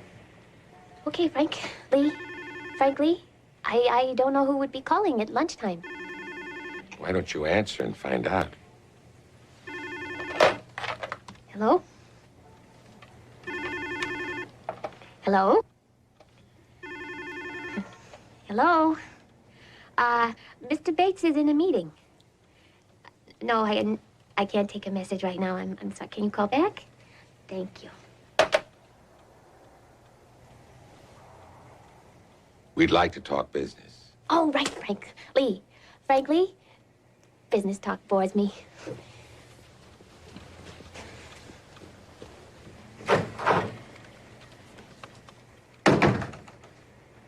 Obvious you didn't hire her for her clerical skills. You know, you don't look like the dishonest type to me, Mr. Bates. I'm retiring, Mr. Malone. I've broken my back for this company. And how do you think they're rewarding me? Gold watch? Gold-plated. I feel I'm entitled to a more rewarding bonus, and I aim to get it. Well, I imagine your side venture with the little skirt out there isn't cheap. Well, then you understand the situation. Sure.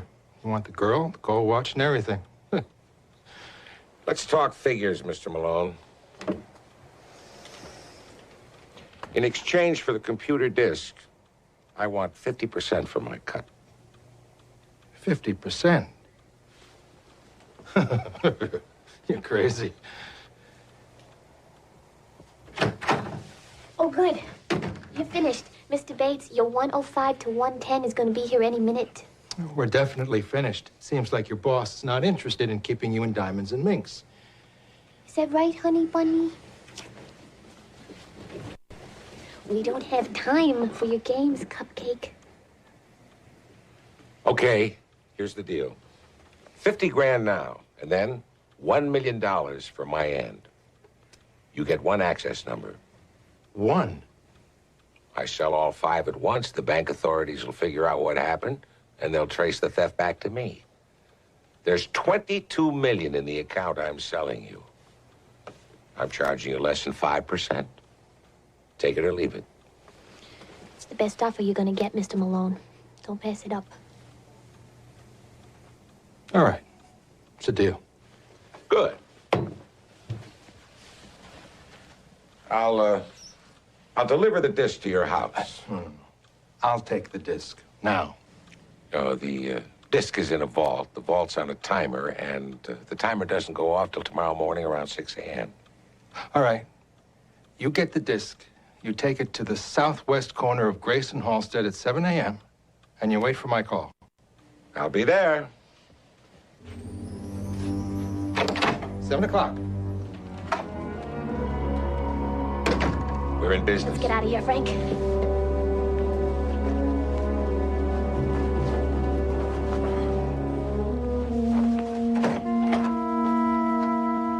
What's going on here? What are you doing in my office? Oh, I'm Father Dowling, and this is Sister Stephanie. We're collecting for St. Michael's Church. I'm sorry, but I'm a Methodist. Oh, don't apologize. You people sing so well. Good day, sir.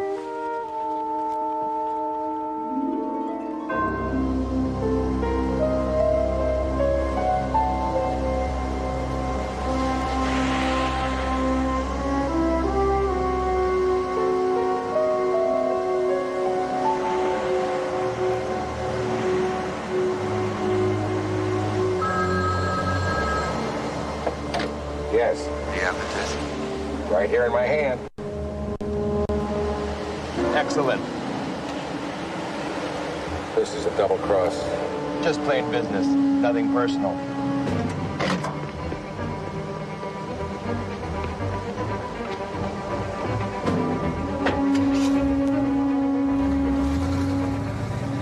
Follow him. Fasten your seatbelt, Frank.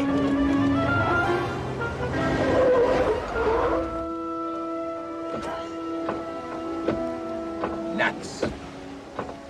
What time does this place open? Not for another half an hour. Think Malone's gonna call? Trust me. When he discovers that that disc is an attack by the nuclear nerds video game, he'll call. It's a good thing Tim had his key. Yeah, you got the alarm code? You got 25 seconds before the alarm goes off. I can't tell if this last number's a 7 or a 9, Well, Frank. you better decide. Heads at 7, tails is 9.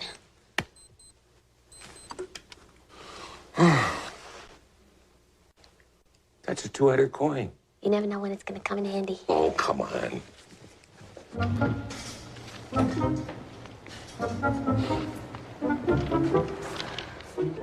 Seems we don't trust each other. I've got the real disc, and this time it's my deal. You hold the cards. Name it.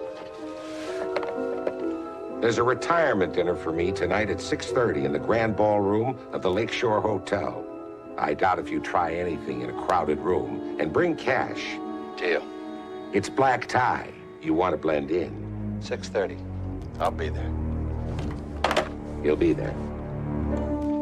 Father Dowling, sister, how did you get in here? Why, through the front door. How did you get in here? The door's supposed to be locked. Well, is that any way to run a business? No wonder you don't have any customers. We're not even open yet. Well, I'm not surprised. Look, if I make a donation to St. Michael's, will you leave me alone? Oh, that's very generous of you, but I can't take your money. You're not even Catholic. I'll convert. If you just leave me alone. Bless you. Come, sister. After you, Father.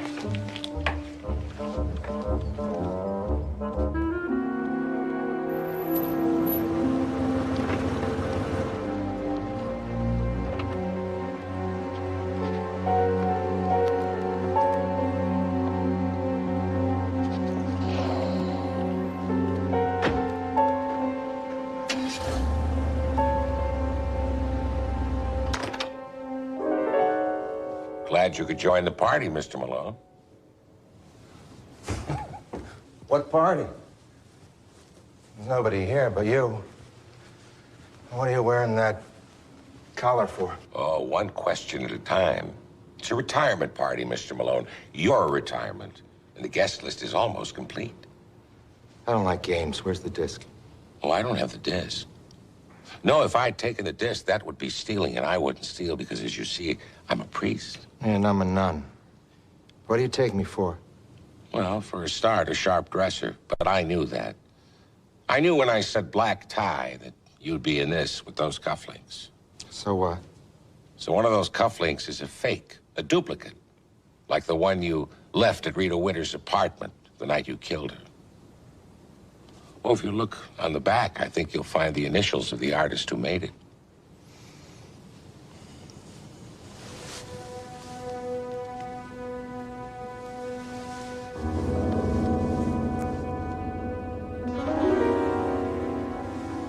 Where's the cufflink?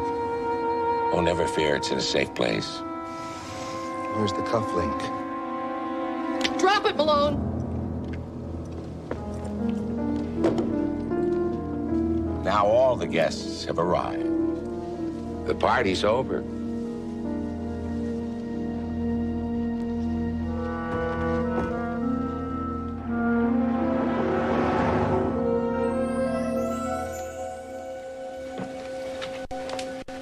You all right? No. I did a terrible thing, Steve. I abandoned Mary Ellen. I abandoned our son. Frank, you didn't even know that Tim existed. And Mary Ellen begged you to go. Deep down, I must have known that she was hiding something. I never called. I never wrote. Because I was afraid to find out what it was. Father Dowling, you have to stop this. You have nothing to feel guilty about. You don't. You were forgiven for your affair a long time ago. And since you didn't know that you had a son, you haven't committed any sin. I know, but it feels like a sin.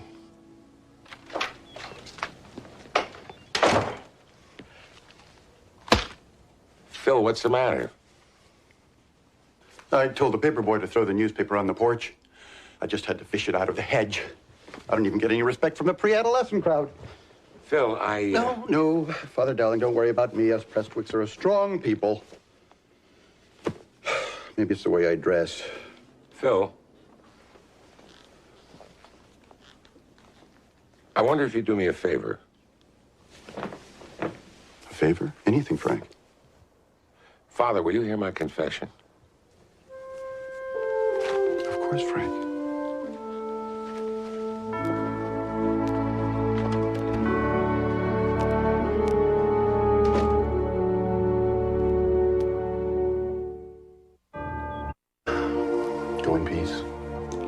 Thank you, Father.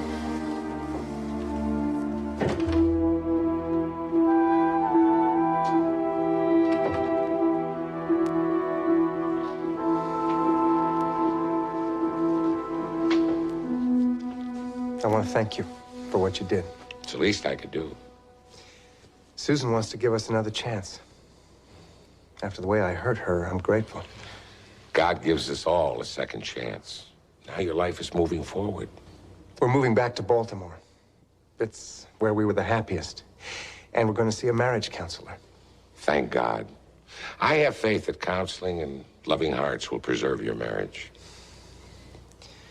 You know, all the time I was growing up, I considered myself lucky. Even though I had no father, I did have the best mother anyone could ask for. And now, looks like I did pretty well in the father department, too.